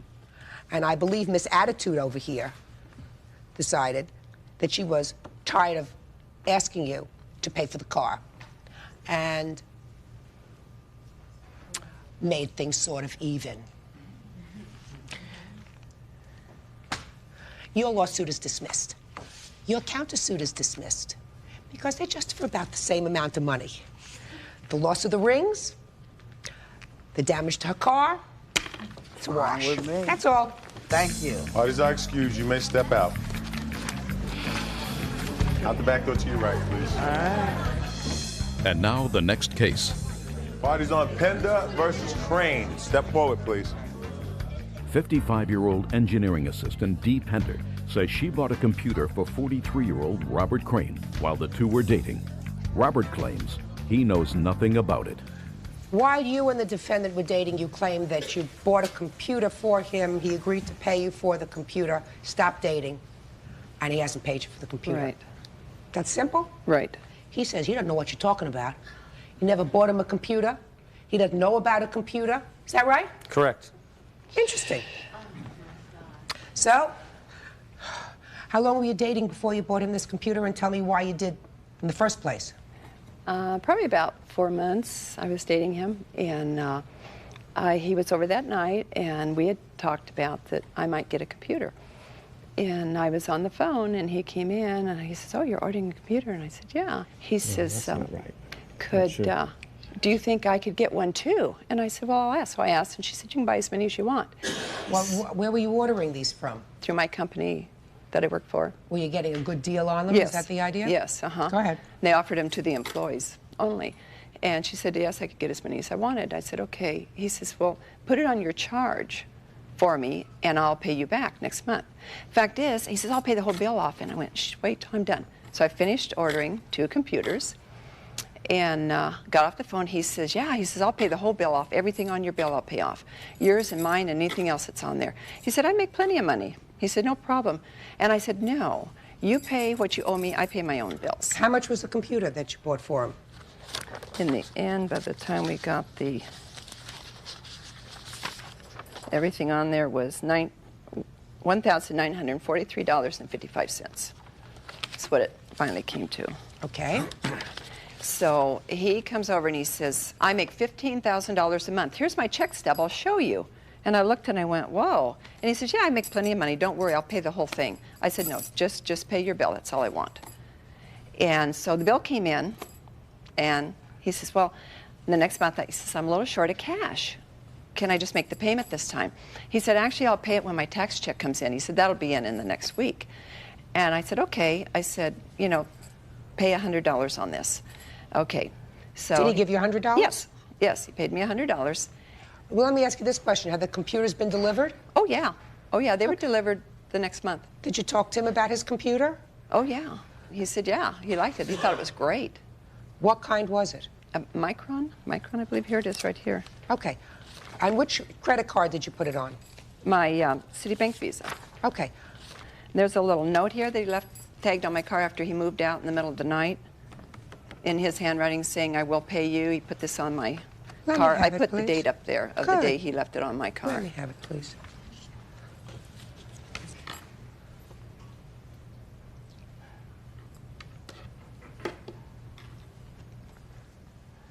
Yes. I'm listening. Yes, ma'am. As far as this computer, she'd called me and said she'd purchased a computer. And as far as another computer, I know nothing about it. I was very shocked on this lawsuit that she served me. I was very shocked. I was very shocked. And the thing I did, I finally had to move because all she did was call me every night. She wanted to pursue this relationship. Hey, I didn't want to hear anything else about it. So I finally had to move because we lived in the same complex. I did not need to hear any more of this if you from can't her. be quiet, you have to leave. Do you understand?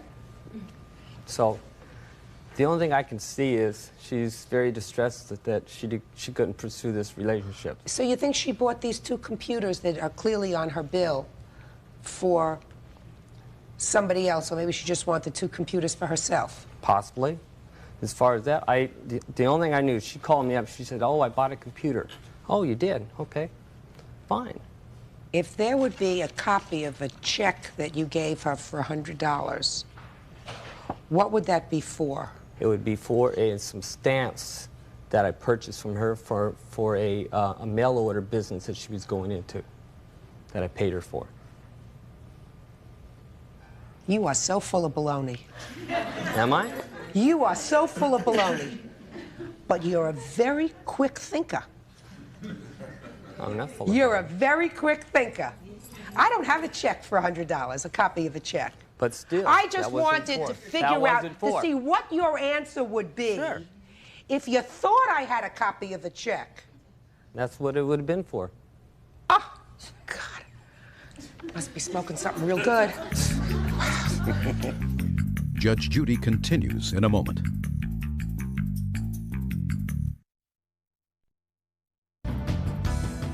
$1,943.55 is what your Visa bill shows. Does very fancy footwork, Miss Pender. You're very lucky that whoever made the decision that this was not going to be a long-term relationship, whether it was you or whether it was him, whoever it was, you're very lucky. Yes. Earth to Mr. Crane. You Yes. can't pull the wool over everybody's eyes all the time, sir. I'm sorry. What I'm were pulling wool. what were the interest charges since this purchase was made? His interest charges, we're going to give him credit for the $100, even though he now says it's for stamps. And also lost wages because same time he moved, his company moved. And it took me 2 days to find out where they were. That you're going to, listen, you're going to chalk had a that up to business card all the experience. Okay. All I want to know is the interest. It's $320. She had a business card all along. $21.63, right? That's what you got there. That's what I got there. Judgment for the plaintiff in the amount of $2,163. Parties are excused. You may step out. Judge Judy will continue in a moment. And on the next Judge Judy. I'm the daughter, and I know the whole story. And I'll tell you, when you're born to lie and you do it well, you can get through life, and he is proof of that. No. Yeah, they're just ganging up on me. That's why I'm by myself. So, hey.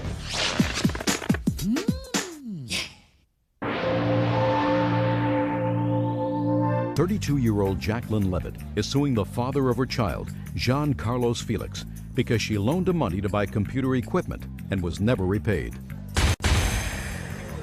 Order. All rise. Quiet in the courtroom, please. All rise. Your Honor, this is case number 300 on the calendar in the matter of Levitt versus Felix. Parties have been sworn in. Judge, you may be seated. Have a seat, ma'am. Miss Levitt, your papers indicate that you were in a 5-year relationship with the defendant. That relationship produced a child, a son. Yes. And that during that 5-year relationship, you made loans to him well in excess of $5,000. Yes. Relationship terminated. Yes. You want your money. Yes. And you say? That's not how it happened. Tell me about it. Well, we were in a relationship for about, I'd say, a year, almost a year. And he had a computer portrait business, and he wanted to enhance his computer equipment. So he came to me and asked me for a loan. And so I said, well, okay, it's understood that it's a loan. And he said, yeah, any money that I ask of you, I want, it's going to be a loan. I'm going to pay it back. And I said, okay. So I made a record of it. I made a record of everything, you know, because it's a business loan. And so take it out. Show me. First, show him. No, I've seen it. You've seen it? Okay. This is all the checks and everything. Go ahead. And so during the course of our relationship, he paid me back some money, you know.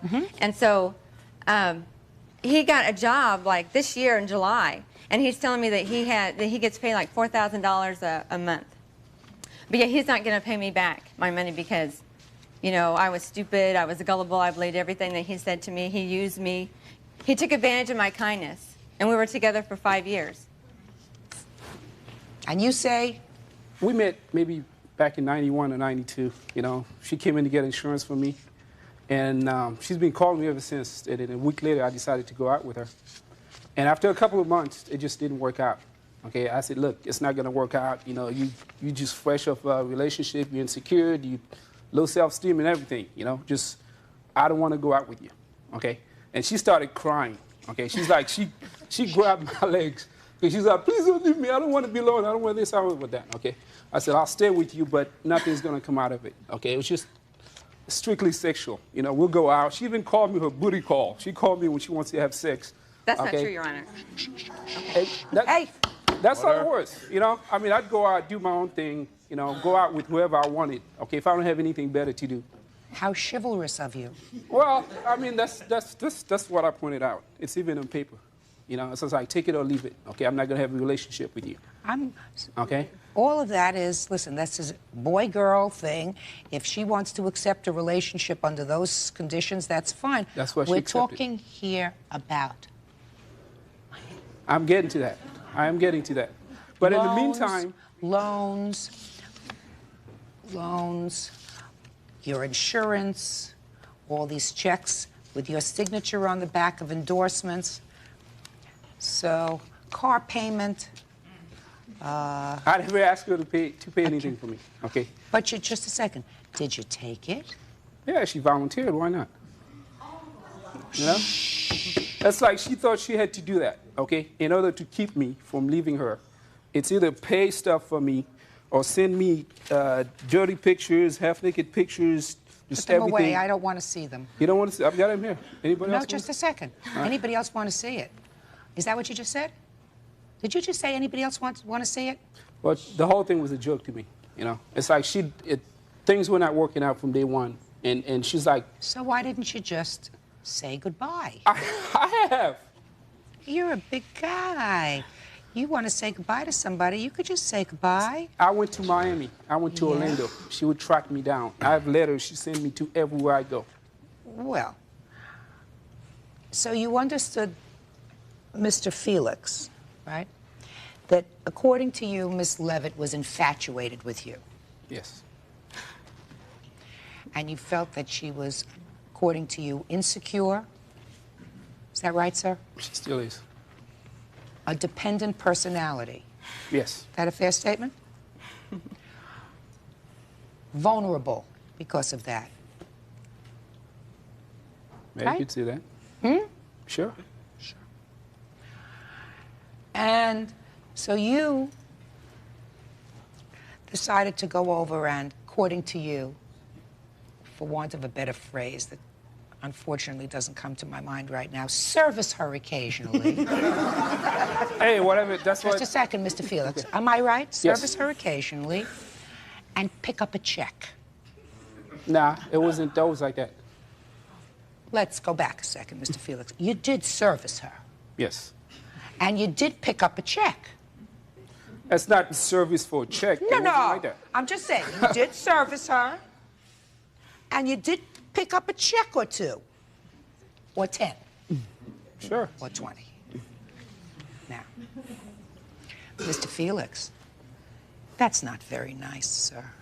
That doesn't say to me that you are a very nice person. Do you want me to explain it to you?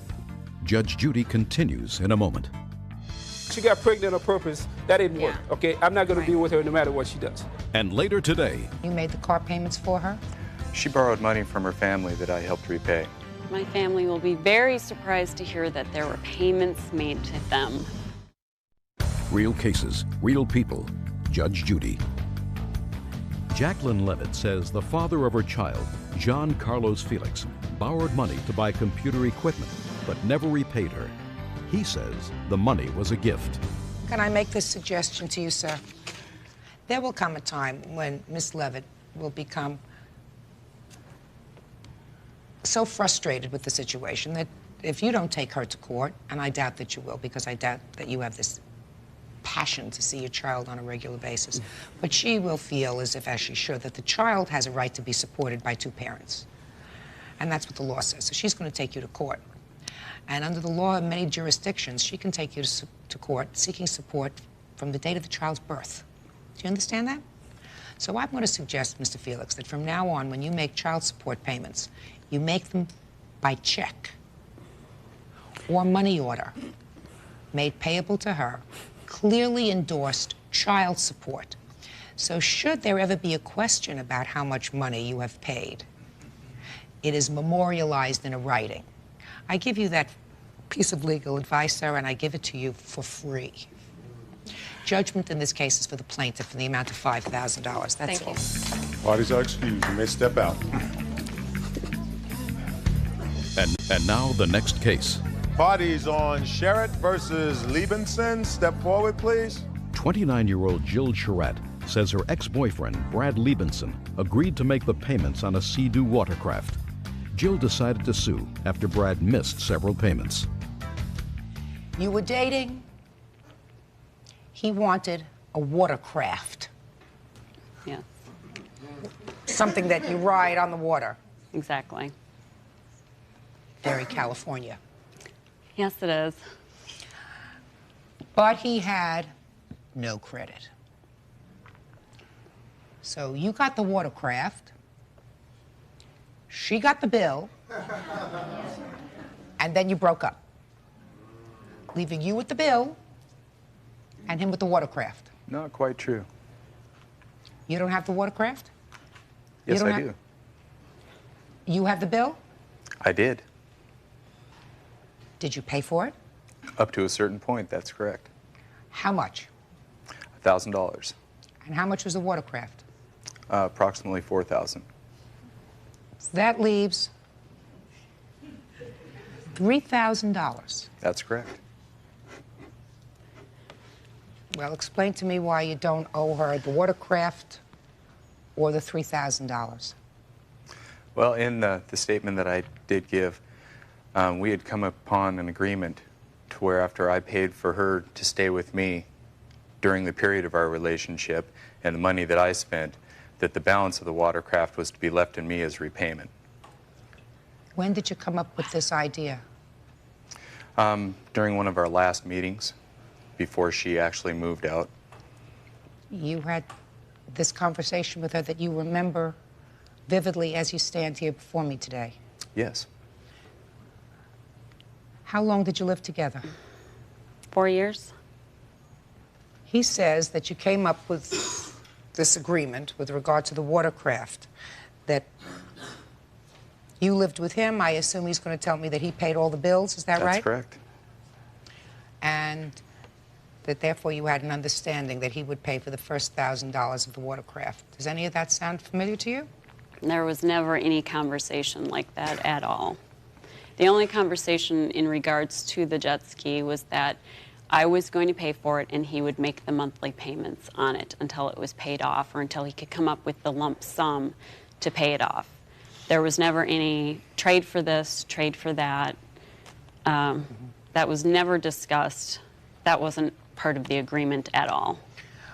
Mr. Liebenson, when you were together, tell me what kind of expenses you took care of, sir. Rent, utilities, car payment, things like that. For yourself and for the plaintiff? That's correct. She had her own car? Yep. And you made the car payments for her? She borrowed money from her family that I helped repay. Explain that to me. She didn't have money for a car when she moved out here. She borrowed money from her family. I repaid most of that money. How much money? Approximately $3,000. Can you show me how you repaid that money? I made payments to them. How? By check and by giving money to Jill. Well, let me see some checks. I don't have them here. I wasn't able to obtain them. My bank keeps all that on microfilm. They keep it on microfilm, but you can get copies of that, sir. They weren't able to get them to me. Does any of that sound familiar? No, my family will be very surprised to hear that there were payments made to them for repayment of a car, which I paid every dime of. Assuming, Mr. Liebenson, that I do not believe you. Let's start with that premise, sir. Your answer, sir, says for the first year and a half that you were together, you paid for rent, bills, car repairs, and food. There isn't anything here about repaying a loan to her parents. Maybe Nothing. I omitted that when writing my statement. Well, this statement is 2 pages long, sir. That's a really big thing to omit, considering that it's the first thing that you mentioned to me today, and just happens to be in the same approximate amount of the water ski. And you go into great detail in your answer. Jill and I lived together for 4.5 years. During the last 6 to 8 months, I decided to purchase a personal watercraft. That's correct. Not the two of you. I decided. Although you say, due to my credit standing at that particular time, I was denied the loan. Jill offered to use her credit to obtain the loan. And then you say, after the separation, I discussed the fact that I had supported her during the first year or so, and we should offset that. So you go into great detail. Nothing about this loan that you paid, that you couldn't get from microfilm from your bank. Judge Judy is ready to rule. All right, you got the watercraft? That's right. You got the bill. How much did you pay? Altogether, a little over $5,000 with finance charges because it was a revolving line of credit. So there was finance charges that were accrued. You're only suing for $3,200. Yeah, basic blue book cost of the watercraft. It's basically the principle of the thing at this point. Mm-hmm. Judgment in this case is for the plaintiff in the amount of $3,200. Parties are excused. You may step out. Judge Judy will continue in a moment. And on the next Judge Judy. I was brought to court because somebody couldn't live up to their word.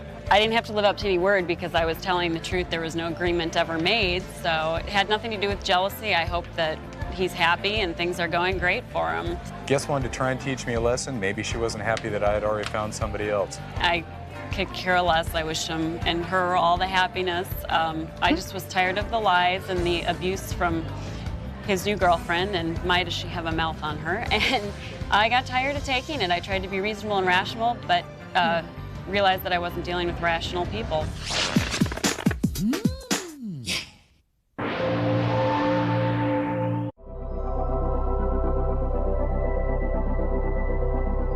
But Tina refuses to share it. Tina claims it was her ticket that won the Jeep, making her the sole winner. Order. All rise. Quiet in the courtroom, please.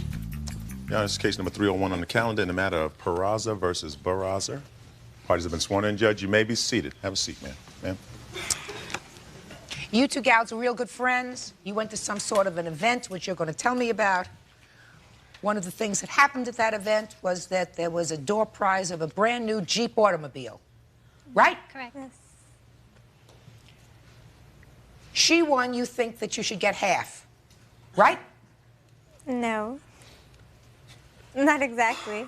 Well, I think we both won. You think you both won, and she claimed the prize. Yeah, she ended up going behind the back and claiming the prize. All right, let's start from the beginning. What kind of an event was this? It was just an event from a radio station and Taco Bell. It was just a concert. Slowly. It was just a concert. It was just a a concert where these rappers are going to be there or something like that. You, according to your complaint, got the concert tickets and asked her if she wanted to go. No. She got the concert tickets. She got the tickets. Yeah, and she asked me if I wanted to go. Okay. And I agreed, and we went, and at the door, they asked us if we wanted to gamble, and we said yes, and they gave us $500 fake dollars each. Did you have to pay for that? No. No, they just asked us at the front, if you wanted to gamble, you got $500. If you didn't, well, you didn't gamble. So it was like Monopoly money. Yeah, I guess, yeah. Okay. And after that, she asked me, I mean, I was there with her the whole time, but then she asked me if she could gamble my money, and I said, sure, go ahead, you know, and she's like... You weren't gambling? No, I was just standing right there, just helping her out. That was about it. She gambled, she got all my money, she gambled it away, and we ended up getting chips for, just chips, regular chips of what you gamble with, and when you were gambling, so we had to trade those in for tickets. And after that, some guys just came up to us and told us that, oh, they were leaving, they were in a rush, so they came over and they gave us their tickets. They said, here, girls, good luck, and if you guys win, give us a call. So now you had these whole bunch of tickets, and you threw them in a pot. We just, yeah. Who held on to the stubs? I did. You did? Yes. Okay. Yes, it was, she had it in my backpack, so she put it in the backpack. We had a backpack, it was only one, so she put them in there. And you had a whole bunch of them. How many did you have? There was probably 50 or probably more. I wouldn't know. We didn't count them. And we just threw them inside the backpack, and it was time for them to call out the tickets. The time came, so we went down there, and they started calling out tickets. We won other prizes. Prior to that, we won something else, and it was time to call out. What else did you win? We won a jacket and a backpack. And what'd you do with that? One of us kept the backpack, and the other one kept the jacket. Is that right? Yes. Go ahead. So I guess the time came to win the thing, and we just got the tickets, and she's like, here, you take half, because there was so many of them. We just split them up. She said, you take half, I'll take the other half. And to look at the numbers as they were calling the numbers. Yeah, so then after that, they called the number. That was about it. They called And you had the ticket. You were holding that ticket. Yeah, she was holding the ticket. Okay. Now let me ask you this question. I'll ask you this question. There came a time when you did split up these tickets, right? She held half, and you held half. Tell me about that moment. As I recall, we just split them up. Not we split them up. They're in your hands. Okay, I split them up evenly. Split them up evenly? Yes, I just gave her half, and, you know, we both looked at them. Okay. Am I correct that your reason that was done was because it's too difficult to look at all the numbers as they're calling out the numbers, like in a bingo or something, you know, so that each one of you was looking through half? Correct. Right? And your ticket won? Yeah, they were my tickets. They were all my tickets. Now, why do you think they were all your tickets? Because she had given me her $500. I did not ask her if I can play with her $500. She gave them to me. She gave the $500 to me. How did that come about? She said, here, take my money. You can gamble with it. Is that what you said? No. No, that's not what happened. That's exactly what happened. No, we were gambling. She ended up, she was like down to her last $50, and she just said, can I, let me have your money. And she said, if we would win the Jeep, we would split it up. I had said that from the guys' tickets. I had the guys' tickets in one hand, and I had my tickets in the other hand. The ones that I had won. No, you didn't. Yes, I did. No, you didn't. All the tickets were together in your backpack at one point. Oh, I think that they probably were. All the tickets were together in your backpack. At one point, I had put them all together, yes. Right. So at that point, they were all mixed together. Yes. Yours and the guys. Yes. Right. So there really is no way of knowing whether it was your ticket that won or the guy's ticket that won. Exactly. Well, now at least we got that straight. So it's not in one hand and then the other hand. But I had told her, out of their tickets that they gave us, actually they gave me the tickets. And I told her, out of those tickets, if we win it, we'll split it, because we were friends. You couldn't tell whether it was their ticket that won. No, we could not. You just assumed it was comfortable for you to say it wasn't one of their tickets that won, it was my ticket that won. I did not say that. You had no way of knowing whether it was your ticket that won or one of the guys' tickets that won. Right? Exactly. Hello? Judge Judy continues in a moment. You speak to this pain in the neck, And a 12-year friendship is down the drain over a Jeep. And later today, He had stolen my daughter's clothes before. I also have sex letters where he signed up for sex calls. right. And I have pictures to prove what kind of person he is. Real cases, real people. Judge Judy. 19-year-old Myra Barraza is suing her former best friend Tina Barraza after they won a new Jeep in a raffle. I see that you have a tape there. Can you tell me what that tape is of? This is just the day of the event. Recorded us where we both claimed the prize. We both did go up there and claim the prize. And For the said, Jeep? Yes. I want to see it. Here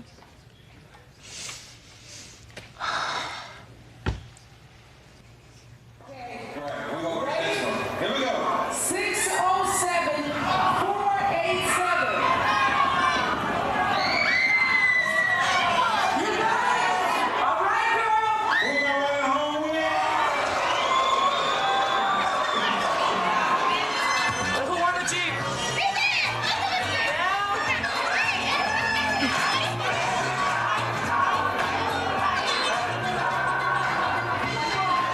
are the winners of the Jeep. You guys want to say something?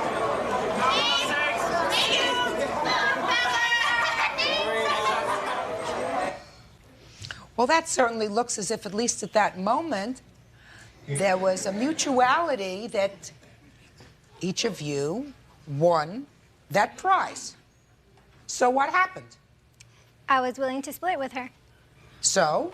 And that's what we were going to do until about a month later. She had called me up, and she had said that she wanted to give it to me. She said, go ahead and have it, in other words. Where was it? I hadn't got it yet.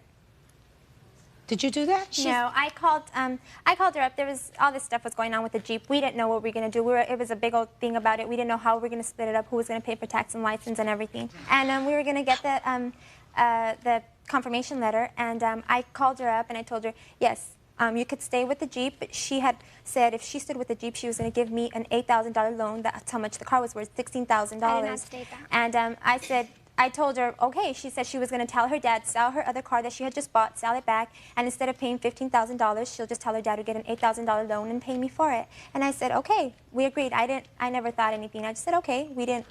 It was just a verbal thing. But I did tell her, okay, you could keep the Jeep, and that sounds reasonable because you can't split up the Jeep. Yeah, and I just said, okay. And I said, you could pay my $8,000, or else we're just going to sell the Jeep, and we're both going to get our half. She's not. No, she did not say that on the phone. She told me that she wanted me to keep the Jeep.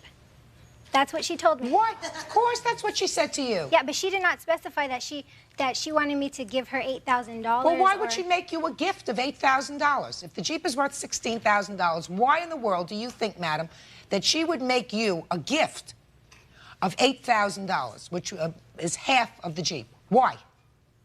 I don't understand what you're saying. Well, let's go slowly. What word didn't you understand?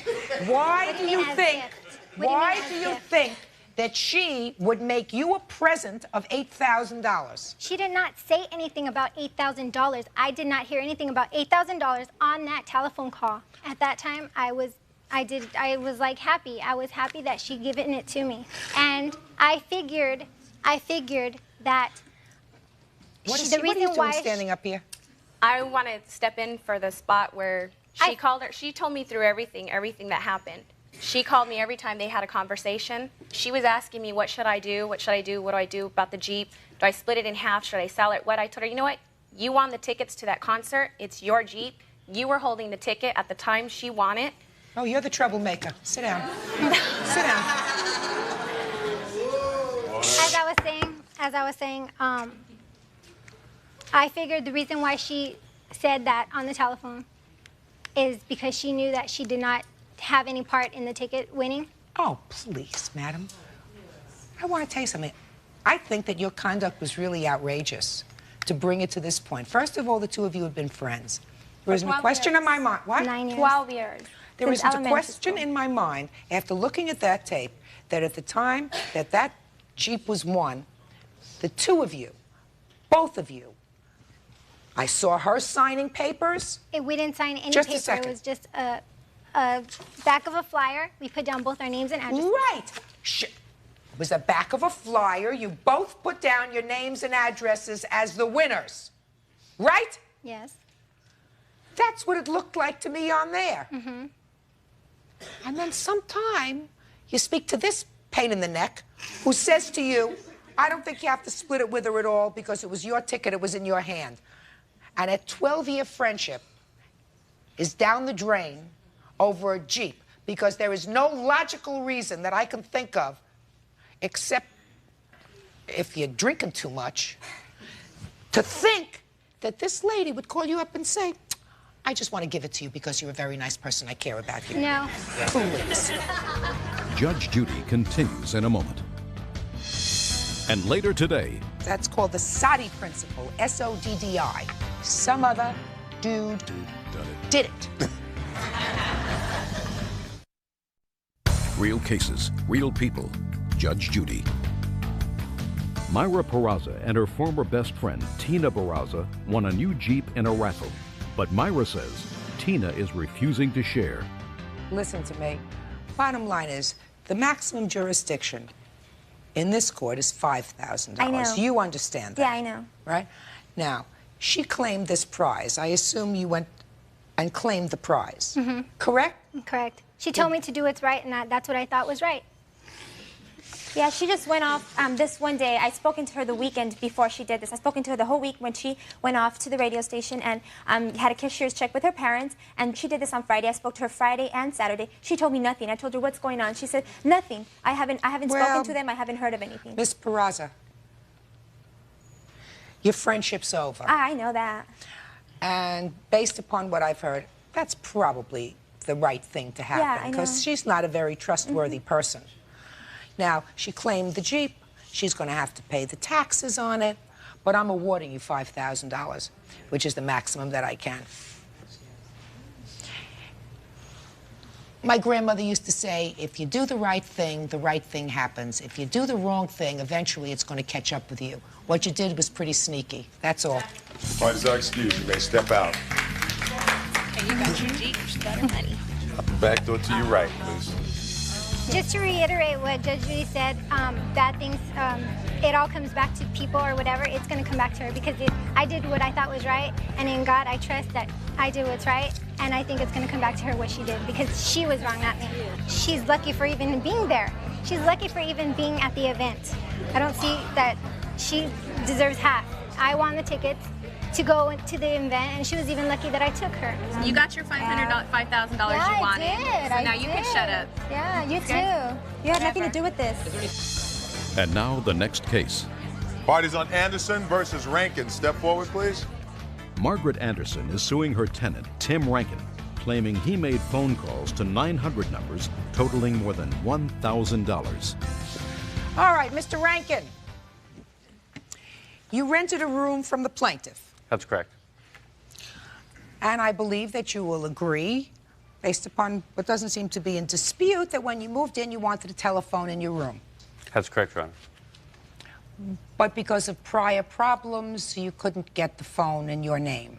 She offered to put the phone. Because of prior problems, you couldn't get the phone in your name. I owed a past due bill on the Pacific bill. So the answer to my question is yes. You couldn't get the phone in your name. Correct. I knew we'd get there, Bird. Take your time, George. So she said, okay. Yes. Right? Are you nervous? Yes. Hmm? Yes. I could tell you were nervous. She said, okay, you put the phone in your room, and within a relatively short period of time, you got a bill. Yep. And how much was that bill for? $1,059. For a 1 month period? 2 months period. 2 months.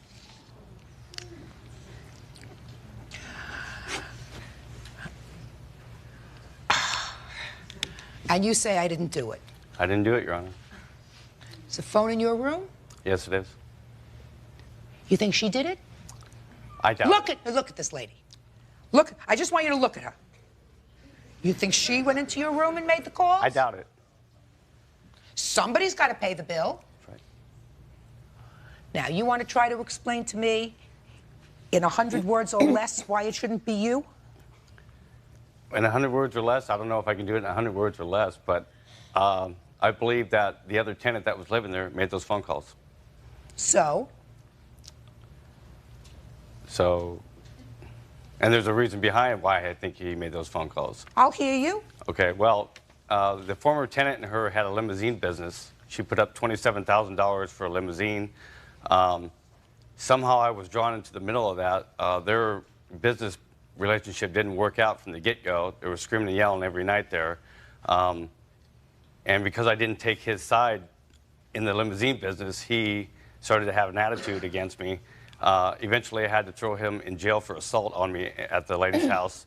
The following day, her and I went down and put restraining orders on him. At that point, I believe he went in my room. He wanted me out of that house no matter what. No matter what the cost, so he could work on her by himself. I believe that he went into my room and made a bunch of phone calls, information phone calls. I'm not sure what exactly they were.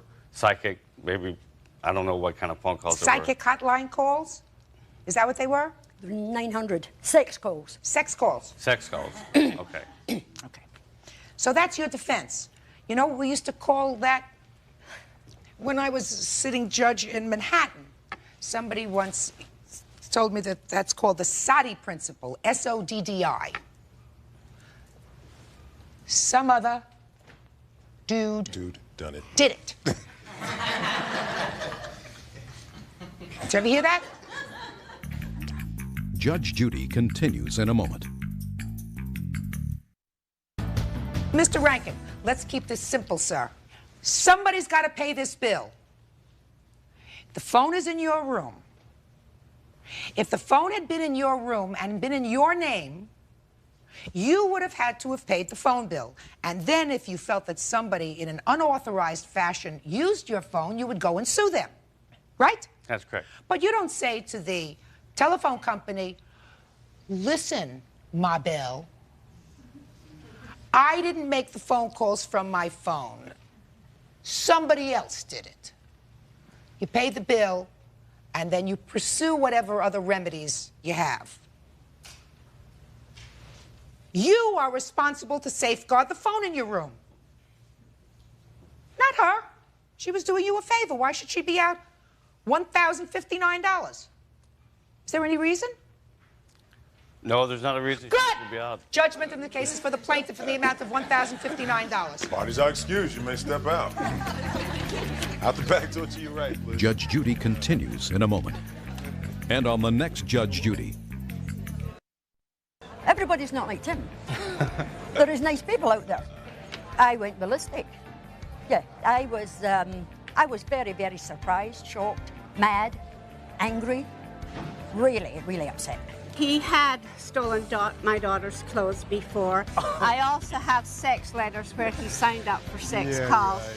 And I have pictures to prove what kind of person he is. I was used and abused.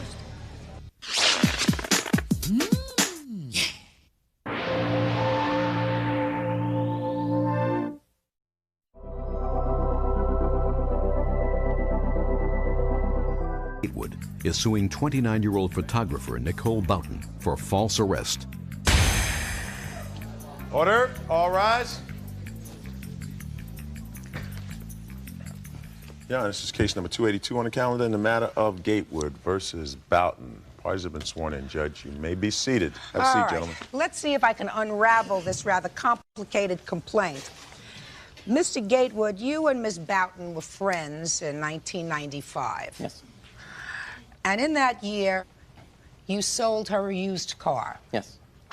How much did you sell her the car for? A sum of $2,000. And she was supposed to repay you at the rate of $250 a month. Is that right? Yes. Yes. And you say in your answer that he was pretty reasonable about late payments and that sort of thing. Right. But you were paying off this car. What kind of car was it? A VW Bug. They're cute. Yeah. Right? So there came a time sometime a couple of years later when she hadn't been making her payments and you were worried about the insurance on the car. You decided to repossess the car. Yes. So in the still of the night, without telling her, right? Oh, no. There was a Did you tell her you were going to repossess the car? letter sent to her, yes. That said what? If you don't, I will? What? If you don't pay, I will repossess the car, right? Right. But then you didn't tell her when you were going to repossess the car. Day and date. It gave her till the end of the month, which was... Mr. Gatewood, do you understand what I'm saying to you? You didn't tell her when you were going to repossess the car. The exact day and time? And no, right. No. So, without telling her when you were going to repossess the car, this former friend of yours, you went to where the car was parked. Yes. And took it. Yes. And the registration was still in your name. Yes. Because that was your arrangement. Yes. She did what any normal person would do, getting up in the morning. You looked outside and you saw... No car. So you... Called the cops. You got arrested. Pulled over, yeah. For stealing your own car. Yes. Right? Mm-hmm. What people do to each other and to themselves. This is really so fascinating. I was fascinated when I read this complaint. Now, ultimately, it was okay because you spoke to the police and were able to convince them that it was your car. Yes. How long were you in custody? About an hour and a half. Was it scary? Yeah, to say the least. You ever been arrested before? Never. I've never even darned bracelets. What? Did they actually put you in handcuffs? Yeah, I was on my knees and they put me in cuffs. Tell me about that. I'm really curious to know. I was driving home and I noticed the cop following me, and I eventually made it home, and I pulled into my parking lot, or my carport, and I get the lights, and I'm thinking, okay, what's this all about? And I get out of the car, and I get this spotlight in my eyes, and he says, throw the keys to the ground. I'm like, okay. He's like, turn around, put your hands on your head. I'm like, okay.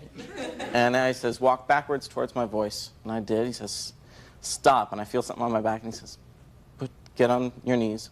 I'm like, execution time. And they cuff me. And I'm like, am I under arrest? And he says, no, you're in custody. I said, can you please explain the difference to me? Did you say that to him? Yes. Did he have a sense of humor? Not at this time. And so he says, can you explain to me instead why you're driving a stolen vehicle? I said, this isn't a stolen vehicle, this is my vehicle. And he says, what's your name? And I said, Guy Gatewood. He says, well, you got that part right. Then, explain this to me. Had you known at that time that she had called the police? No. No. This is just like completely... So what you were suing her for is for having called the police and having had you arrested falsely. Mm-hmm. So you want some damages for that. And then you want some money for the car. There's still a balance due on it. Okay. Well, first let's take care of the car business, and then we'll get into this arrest business, because I have to figure out exactly how much, if anything, you're owed on the car, because she says that she paid money towards the car, and she is countersuing you for the car, and then you're countersuing him, Miss Barton, for some nonsense, which I categorize as nonsense, which is the emotional distress of not having your car. Something like that, which I'm not even going to think about because that's a lot of baloney. Now, how much did you pay for this VW Bug, sir? How much did I pay for it? That was my question. I'm sure you have an answer. Initially, when I got the car, I paid $500. I then fixed the car up, put a brand new motor in it, fixed the body, did the interior as well. It came to about $2,400. Let us assume, for the moment, you paid $2,300 for the car. Okay. All right? How many payments did you make on this car? I had about 2 more payments left. I owed him about $600 more on the car. How many payments did she make on the car? She made 4 payments on the car. She only owed $425 on the car. So she paid you in total how much? $1,575. Okay. And how much money did you sell the car for, sir? Because your complaint says that you sold the car after you repossessed Yes, it. I've resold the Volkswagen for $200. Why? For the condition that it was in when I got it back, it wasn't worth much more than that. Judge Judy will continue in a moment. The idea that he came at night and took it was a total passive-aggressive, miserable move that is typical of Guy Gatewood. Real cases, real people. Judge Judy. Guy Gatewood says he was embarrassed when he was handcuffed and led away after he repossessed Nicole Boughton's car. Now he wants payment for the car and the emotional distress. Who did you sell it to? A neighbor downstairs for his wife so she could go back and forth to work. Let me see the bill of sale. What year Volkswagen was this? It's a 71 Super Beetle.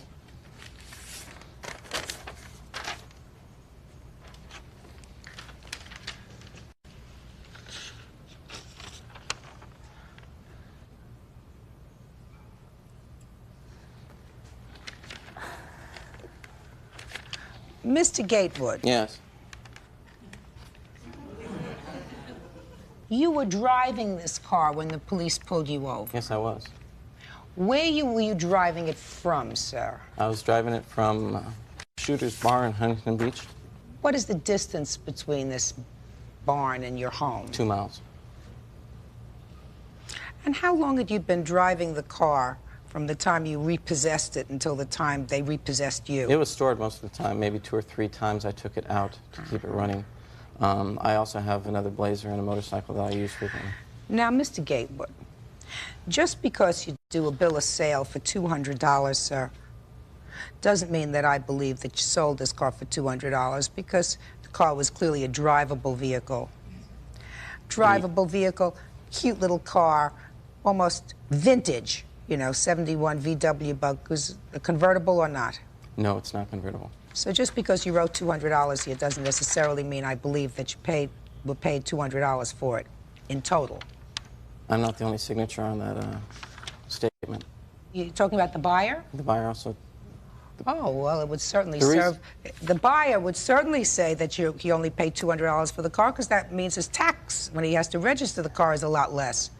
People do that all the time. It's wrong and it's illegal, but people do it all the time when they sell cars that are used cars. They say, hey, listen, put down $200, I'll give you $800 for the car, and then I only have to pay tax on $200. You understand that, Mr. Gatewood? I understand your point of view. Now, what did you, after you found out that the car wasn't there, you called the police. When did you realize that he had taken the car? About 3 days after I made the report. I didn't hear from him. I called him as soon as I called the police. I was like, your car's been stolen. I know I still owe you money on it. I'll pay you the money I owed on it, but just to let you know, it's been stolen. So if you get any calls about it being found, then call me back. I didn't hear from him. And he didn't tell you that he had taken the car? No. Right? Right. Right. That... I was told by legal advice not to speak with her. Just a second. Sure. She told you that she had reported the car stolen. No, she didn't tell me that she What called did she the police. say? She left on the answering machine. She goes, I don't know if you have the car or not, but it's not up here. Give me a call. And that was it. And did you call her? No.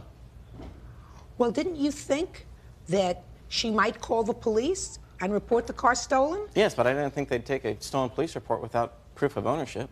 Well, then, that's your problem, Mr. Gatewood, so I'm dismissing that part of your complaint for having you arrested, because it seems to me she did the right thing by calling you immediately, and if you wanted to be smart, you could have had a friend or someone else call her and say, he doesn't want to speak to you personally, he has the car. When did you find out that he had possession of the car? Like I said, it was about 3 days after. When he didn't call and tell me, make any comment about it being stolen, is when I knew that he must have taken it. I mean, because that's a part of his character that I wouldn't doubt. So a friend of mine was like, do you think he took it? And I'm like, you know, he's just miserable of enough person to have done that, but I'm not going to call him until I chill out, because I was pissed. I had no notification. Say, listen to me, you're in court. Try angry. Angry. I was angry. I was out of control. No, I wasn't out of control. I was just angry. I was amazed that he could have done anything so low without any notification. But like I said, it's part of the nature that I knew of him. So what did you do? Did you call the police? I called the police and I said, I made a report a couple days ago. This is the number. Scratch that report. He goes, well, was the car stolen or wasn't it stolen? I said, well, it was taken without notification by its registered owner, so I don't know if you'd call that stolen. But it's not stolen. It's in the owner's hands. When I got a call from the Huntington Police Department a couple months later saying, we recovered your car, I knew something definitely went wrong with the reports. I called him immediately. I'm like, Guy, I need to talk to you about your car. There's some problems. If you need my help with anything, call me, and I will totally help you straighten it out. I never heard from him. He should have told you. He should have notified you immediately that he had repossessed the car. That's what you do when you repossess a car. You tack a notice on the door.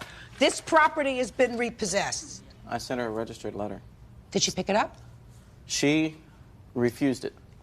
Can I see it? It was... Well, that's all right. She refused it, so there was no notice. If you had a receipt that she had received it, that's one thing. Why didn't you just leave a message on her machine that you had the car, sir? Because I couldn't prove that she would acknowledge the fact that she received any information from me. You could have done both. Right? You could have done both, you know? Judge Judy will continue in a moment. You buy a used car that's 25 years old. Listen, anything that reaches 25 years old starts to go downhill. Believe me, I know. You know, every year it gets a little bit worse. Real cases, real people. Judge Judy. Guy Gatewood says Nicole Boughton owes him for a car and a false arrest. Nicole says Guy owes her for payments and repairs she made on the car. In any event, Mr. Gatewood, I'm really sort of surprised that you repossessed the car anyway, since she owed you just a couple of $100s on the car. I waited 9 months, 3 of which she lived with me, to receive any form of further payment towards it, and there was nothing coming in. I sent her a letter saying, you know... What do you mean she lived with you? She lived with you as boyfriend and girlfriend, no, or she lived with you as a tenant? She was a tenant in one of my... I had a spare bedroom. She rented it out. And while she was living with you, she was driving this car, and she Yes. and she did not make any payments. No. But then she moved out. But she paid you almost everything that was owed on the car. 75% of the thing, yes. How long did you have the car? I don't know, about a year and a half, year? 2 years, almost. Yeah. We can talk about the repairs of this perfect car that I paid twice of what it was worth when I first bought it, and I had to immediately put in at least $1,000 on this perfect car. That the money went to his buddies at his garage who charged me so much for repairs. Just a second. Nobody forced you to go to his garage, right? Well, I thought they Ms. would. Barton, nobody forced you to go to his You're right. garage. You're right. And when you buy a used car that's 25 years old. But when it's supposedly in good condition, What everybody in says. great condition. Everybody says it's a cream puff. Isn't that the right word?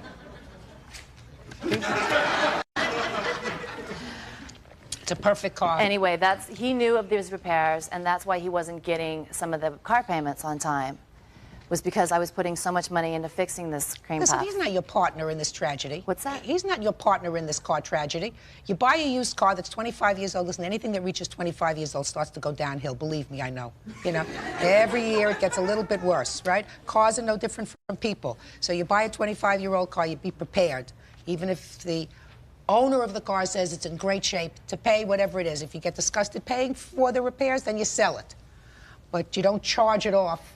Because a bank wouldn't understand if you went to a bank and you say, well, I had to pay repairs for the car, and I had to pay my phone bill, and I had to pay this, and I had to pay that, so I can't pay you this month. They wouldn't have tolerated it. But I have a problem, because you two clearly knew each other. You were friends. You knew each other for a long time. She lived in your house.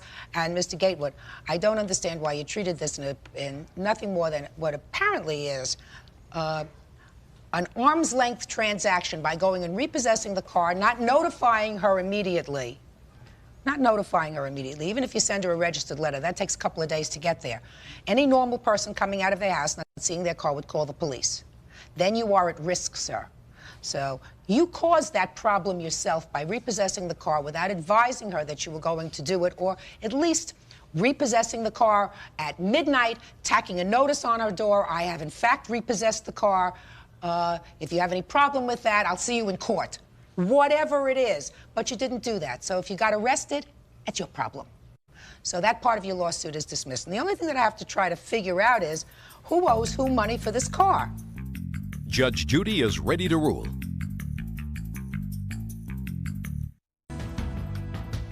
Now, you have any proof that you paid $2,300 for this car? That was all in parts, receipts, stuff like that. Well, let me see. I did bring anything like that with me because I didn't feel it would be necessary for today. And you say you bought it for $500? Yes. So let's see how much you made. So you don't have any proof of how much you put in to have it fixed for me. So let's say you put in nothing. So you bought it for $500. You got $1,575 from her, and you got another, according to you, $200 from your neighbor. 5, 7, 12. So far, you got $1,775 for a car that you paid $500 for. That's pretty good. That's pretty good. Now, on the other hand, Miss Barton, you had the use of a car for almost 2 years. Right. At about $750 a year, right? Plus all the repairs. That's what happens when you have a car. You do repairs on a car when you have a car. So for $750 a year, you had basic transportation. Basic, very basic. Did you have another car or just this car? It was great. It was great. So that seems to me as if, that's nice, 12 months. That was, that's what, less than $50 or $50, $60 a month to own a car? That's not bad. You have insurance for this car? Not anymore. Did you have? Did I have? Paid up insurance all the time? All the time, no, not all the time. Well, that was one of the reasons he repossessed the car, right? I don't know. Just a second. He had more excuses for taking the car. Let me ask you a question. No, he's very clear in his complaint. He says he was concerned because the car's in his name, and you told him you didn't have money to keep up the insurance. So he was afraid if he got into an accident in this car, they were going to come and take away his other car and everything else that he owns, right? So you didn't have insurance on the car, okay? Right? Mm-hmm. Oy. Sounds to me as if you made out okay, Mr. Gatewood, in the sale of the car.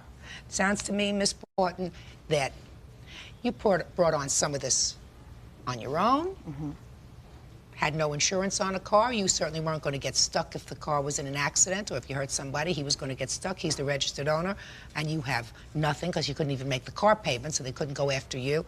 So it sounds to me as if you two folks absolutely deserve each other. Your complaint is dismissed. Your countersuit is dismissed. Goodbye. Parties are excused. You may step out. Judge Judy will continue in a moment. And on the next Judge Judy. He knows me really well. He knows I'm a very distracted artist. He could have made it a little bit more clearly without being so passive-aggressive about, look, I really don't appreciate what situation you've put me into. He never communicated anything with me like that. Wow. Whatever's in the past is in the past. Everything ends the way it's supposed to end.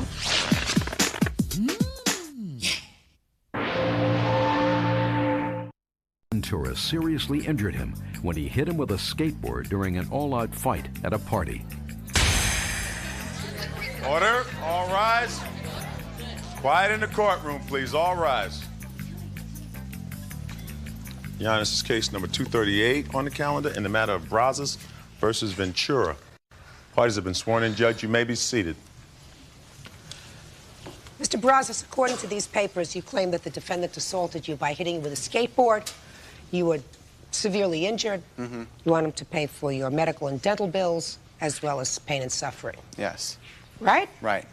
Tell me when this happened. Friday the 13th, 1996. Okay. Tell me what happened. Okay. First, we were having a party at my house, and he was there. Who's he? Jimmy's brother, I believe. That's his brother. This young man here. Yes. Okay. He was there, and he came and peed on our lawn.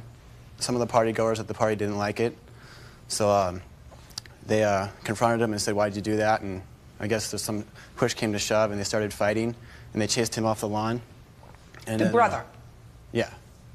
And then he came back shortly later, about 10 minutes later, with Jimmy and about 20 people. and they're all wearing white tank tops and had tattoos and shaved heads. Some were holding pipes and bats. And there was about 10 people left at the house having the party with me. And then all of a sudden, him and his brother rushed the house. Jimmy was one of them. Jimmy grabbed a skateboard, hit me in the head, and I fell to the ground. And he walked away, and I walked to the next house and went and got treatment for my mouth. Was he arrested? No, he wasn't. Well, he was at one point arrested because there's a criminal trial going on. Yeah, Is that right? Later on, I think about 4 or 5 days later, he was arrested. Did he come to be arrested? Did you identify him? Yes. I went down to the police station and picked his picture out and a list of people. Okay. Yes, sir. Okay. One night, on Friday the 13th, okay, he had a party, he had 2 kegs and 4 bands. My brother was supposed to go out to the party because he was invited by my uncle. And they jumped my brother. A bunch of people jumped him. I wasn't there. Step up here. You're a gunner? Yes, sir. Did you use his lawn as a bathroom? Come on, let's All go. right. All right, well, I was invited to his birthday party by my uncle. I went out there, my friend took a pee on his lawn, and then they got around him, huddled around him. I went over there to try to settle it. A guy got in my face, and I was about this close to my face. I pushed him, and then I struck with a bat in the head and the side. And then I was basically gang rushed down the street, and that's where I went and caught my breath. You caught your breath. And when did you call your brother? I didn't call him. I never seen him at all that night. He left. Supposedly he got jumped. I was walking through the apartments, and this is how I found about it. My uncle told me that Gunner might have gotten jumped. So I saw Tim, I guess, whatever his name is, with a group of people, like about 40 guys, sit in front of his house laughing on how they beat some guy up. I took off. I was with 2 girls that I was with all night, and I went to their house. And I sat there, and I saw my mom, Elaine. She drove by she was going down the street, and I saw, I'm like, what is she doing out here, 3 o'clock in the morning? But anyways, I came up to the scene, and I saw my mom trying to break up a fight, and some guy cold clocked my mom, like, leveled her out. She got a broken nose. She got, fat lip, and I ran in there, and I socked the guy that hit my mom. It wasn't this young man. No, it wasn't even him. Yeah. But that was the only thing that I came into this fight. I hit the guy that hit my mom. I'm looking at this. You say in your answer, sir, that there was another fight 4 days later. Yeah, there was. When he got beat up, and he wants me to pay because the apartments belong to my grandmother and Tim smells money. So according to you, the injuries that he sustained happened 4 days later. Is that right? Yeah, that's right. Can I see your medical reports, please? Sure.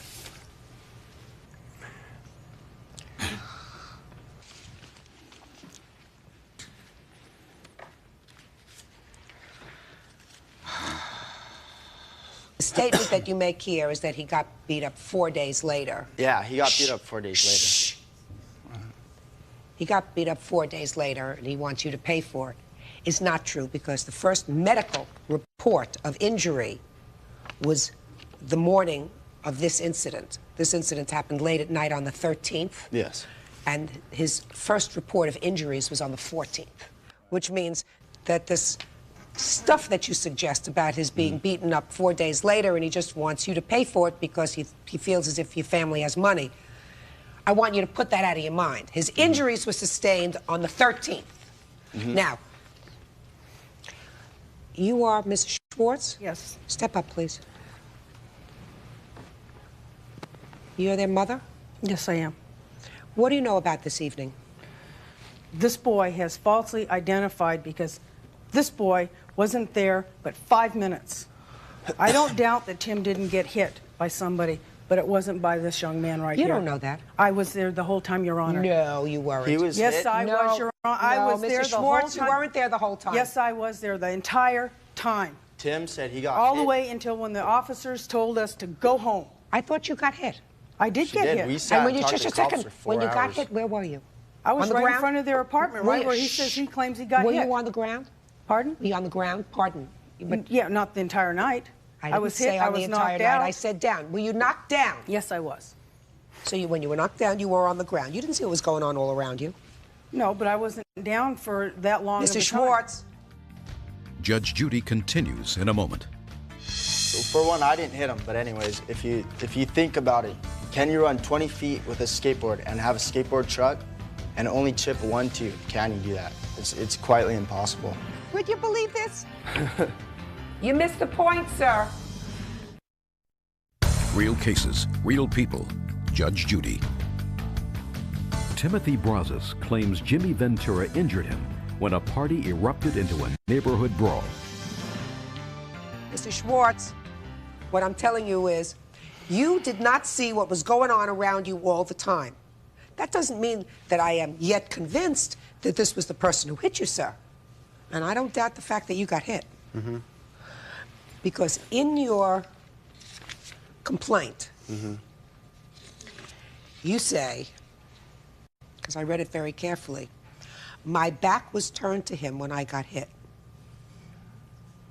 Well, I meant my side. You know, I was like, What you I was meant, like this. sir, in your sworn complaint and what you wrote, then are two different things, because you swore to this. You want to see it? No, I know what I wrote. You said, the reason I should win is I did not hit him at all. My back was turned to him when I got hit. Well, yeah. I mean, my side was turned to him. I'm more like my back. As I got hit, I could see who hit me. You mean, sir, listen to me. And I'm not saying that it definitely was not this young man. You have just told me that you never saw him before. That night was the first night you saw him. That there was a lot of confusion going on because there are lots of people out there, 40 people from your side, from the other group's side, so there are a lot of people, a lot of commotion. According to your own statement, you had a couple of beers that night. You didn't want to get blotto drunk, but you had a couple of beers that night. So you had something to drink. It was late at night because the party was in the process of winding down. And your back was turned towards the person who hit you.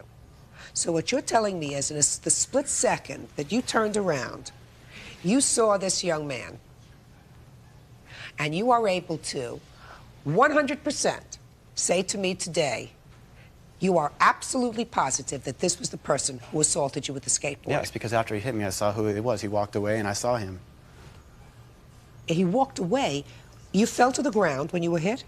I fell to my knee and my arm. You fell to the knees and your arm, and the person who hit you... He was standing right there waiting for me to get up. I didn't get up for about 3 or 4 seconds. Oh, you didn't tell me that before. You said they were walking away. Why would they be standing right over you? To see if I'd get up and probably attack him back, because he'd probably want to be ready if I would do something like that. But that's not what happened. He was right there after he hit me. He hit me. I got up. As I was getting up, I'm looking at him the whole time. He's standing there, you know, kind of backing away. And then he just goes off in his way, and I run upstairs in the house. My brother saw that happen. Did you have skateboards in your house? Yeah, they were on the lawn. It'd be very easy for him to grab one and hit me. I know for a fact it was him. I'm not sure. I'm positive. I'm 100% positive. Okay, he says that I hit him and I took off. Well, if he would have known and he knew what I was wearing, which he doesn't, because he said I was wearing a white striped shirt, I was sitting in front of those stairs for 4 hours talking to cops. And that's not what he was wearing. And if he's And that's so not positive, what I was wearing. When he Your said Honor, to court, in court, I saw him, he's wearing a white shirt. I was not wearing a white shirt. I never said he was that wearing a night. white shirt. I said he was wearing a striped shirt. You said it's in your testimony in the criminal that he's wearing a case. striped shirt. Listen to me. It says a white After striped this shirt, happened, t-shirt. wrong. After this happened, We've got the transcript. after this whole Should've brought it. altercation, were you sitting, you say you were sitting and talking to the police? Yeah, I sat Hey, there Mr. for 4 Schwartz, hours. stop it. I'm talking to him. You say you were sitting and talking to the police where? Right on the stairs. We sat down right when my mom got hit. I showed up right when she got hit. I wasn't even there before when the fight started. I came up when the fight was already going on. I came up and I saw my mom get hit, and I hit the guy that hit her. I got maced. We both sat down on the stairs, supposedly where he says he ran up the stairs, whatever. I sat there. We were sitting there, and the fight was still increasing. I was still sitting there. The cops come up. My mom had she had like blood coming from her nose, and she had a fat lip, and so we were sitting there, and she was getting taken care of. the ambulance came up and we were talking to him, and we sat there for 4 hours. Judge Judy continues in a moment. It doesn't make sense to me that her own son struck her, sir. Common sense would dictate to me that that did not happen. In the case involving Mrs. Schwartz and her sons, there was no common sense involved. Real cases, real people. Judge Judy. Timothy Brazos is suing Jimmy Ventura for injuries suffered during a neighborhood brawl. Jimmy is countersuing for pain and suffering, loss of education, and financial hardship. Did they ever apprehend the person who hit you? No, they didn't. Yeah, we tried to tell my We mom, tried to tell them who hit me. and they would not listen They wouldn't to us listen. at all. That sounds very peculiar to me. This whole thing is peculiar. No, just a second. That sounds very peculiar to me. I mean, here you have a woman who's in charge of a building complex, who apparently is injured when the police arrive, and the police will not take your complaint about the person who hit you? No. All they kept saying is their side, Tim and his roommates, kept saying that Jimmy was the one that hit me. And I was trying to convince... Jimmy was the one that hit you? Yes. You mean your son was Yes. the one who hit you? That's what they were, that's what what they were were trying to say. saying. They try to say... That's what they were saying the whole night, that Jimmy's the one who hit me, not Tim. He hit me. And the fella that hit me, if he's so sure it was Jimmy, then who I'm sure Did has hit me anybody is suggest him. to the police Because the boy that hit me was that boy's size right there. No, Mrs. Schwartz, this boy didn't. He didn't hit you. Come on, The get boy it together. that hit me was as tall as him. Good. But I won't 100% identify him because I didn't see him. It happened too That's- quick. But it that's was right. he was a tall, big boy. Okay. Did anybody suggest that this woman was assaulted by her own son? No. Huh? No. It's in the police Did report. you? Let me see I the didn't police suggest report. it. I didn't bring it. It should have been Well, all of because You're the father. Yes. You know anything about this? Yes. I'm going to hear you. I just recently retired from the Los Angeles Police Department, and I had contact that night with my son, and then I contacted Lewis Martin, who's the detective handling the case in Santa Barbara County Sheriff's Office. And as she stated, there were independent wits from the commotion that was going on outside that did, in fact, is in the police report that she was struck by her own son during the melee. Oh, just a second. Just to let you know that part. No, you can't let me know that. I don't know that. I don't know unless I hear a witness who saw it. Okay. Do you understand? Yes. I Because you understand that. Yes. And it doesn't make sense to me that her own son struck her, sir. Common sense would dictate to me that that did not happen. In the case involving Mrs. Schwartz and her sons, there was no common sense involved. Oh, I believe that there's common sense and logic involved in this whole thing. I believe that there was a party. Yes. I believe that this young man came uninvited. I believe that he brought somebody else with him that was also uninvited to the party. I believe that the other person he invited to the party went outside, either with him or without his assistance, and urinated on the lawn right in front of the house. I believe that there was some altercation. Yes. Because there were some guests at the party that were irate at what they saw because here were uninvited guests using the front lawn of your home as a toilet. Clearly inappropriate. Yes. I even believe he probably got roughed up a little bit and went home and got a whole group of people. Probably included in that group was his brother, who came back to the house looking for nothing but trouble. So far, it's as clear as a bell to me. The only thing that's not 100% clear to me, sir, is whether your son could make an appropriate identification. I can clear that up. Hmm? I can clear that up. Go ahead. Okay, before this night, I've never seen him before. I would have no reason to pick his face out of a 6-person lineup. I'd never seen him before that night.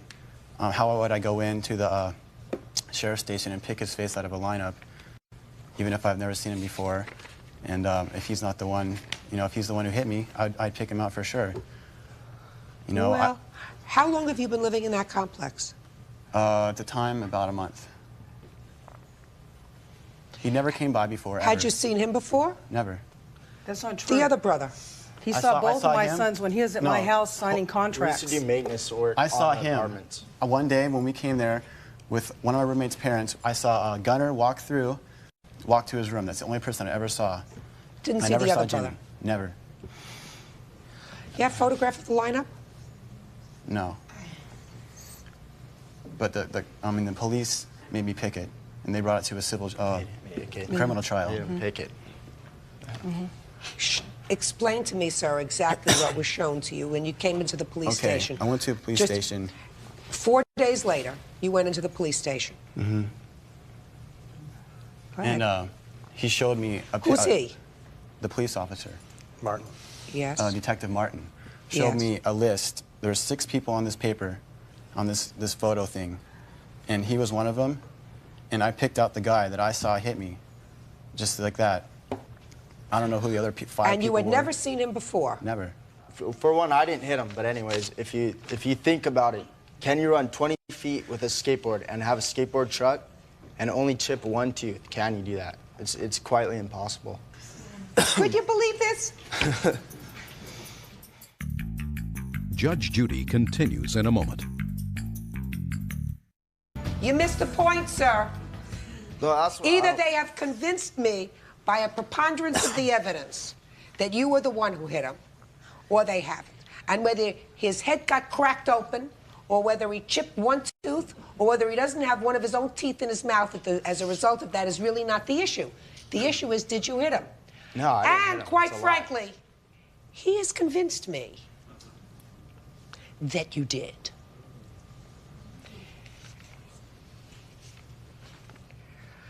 All right, what were your unreimbursed medical expenses, sir? Okay, and that's where my dad was here. He knows exactly how that went. Yes, Out sir. of pocket, I lost about $1,600 approximately, and we have an $800 root canal due on the same tooth because it died. Well, the only question is, what are the damages for pain and suffering? Because your unreimbursed bills, you certainly are entitled to. Because I find that there is sufficient evidence by a preponderance of the evidence so that I am satisfied that based on the fact that you picked him out of a lineup, and the lineup was a 6-person photographic lineup, and I am satisfied that you had not seen him before. I believe you that you had not seen him before.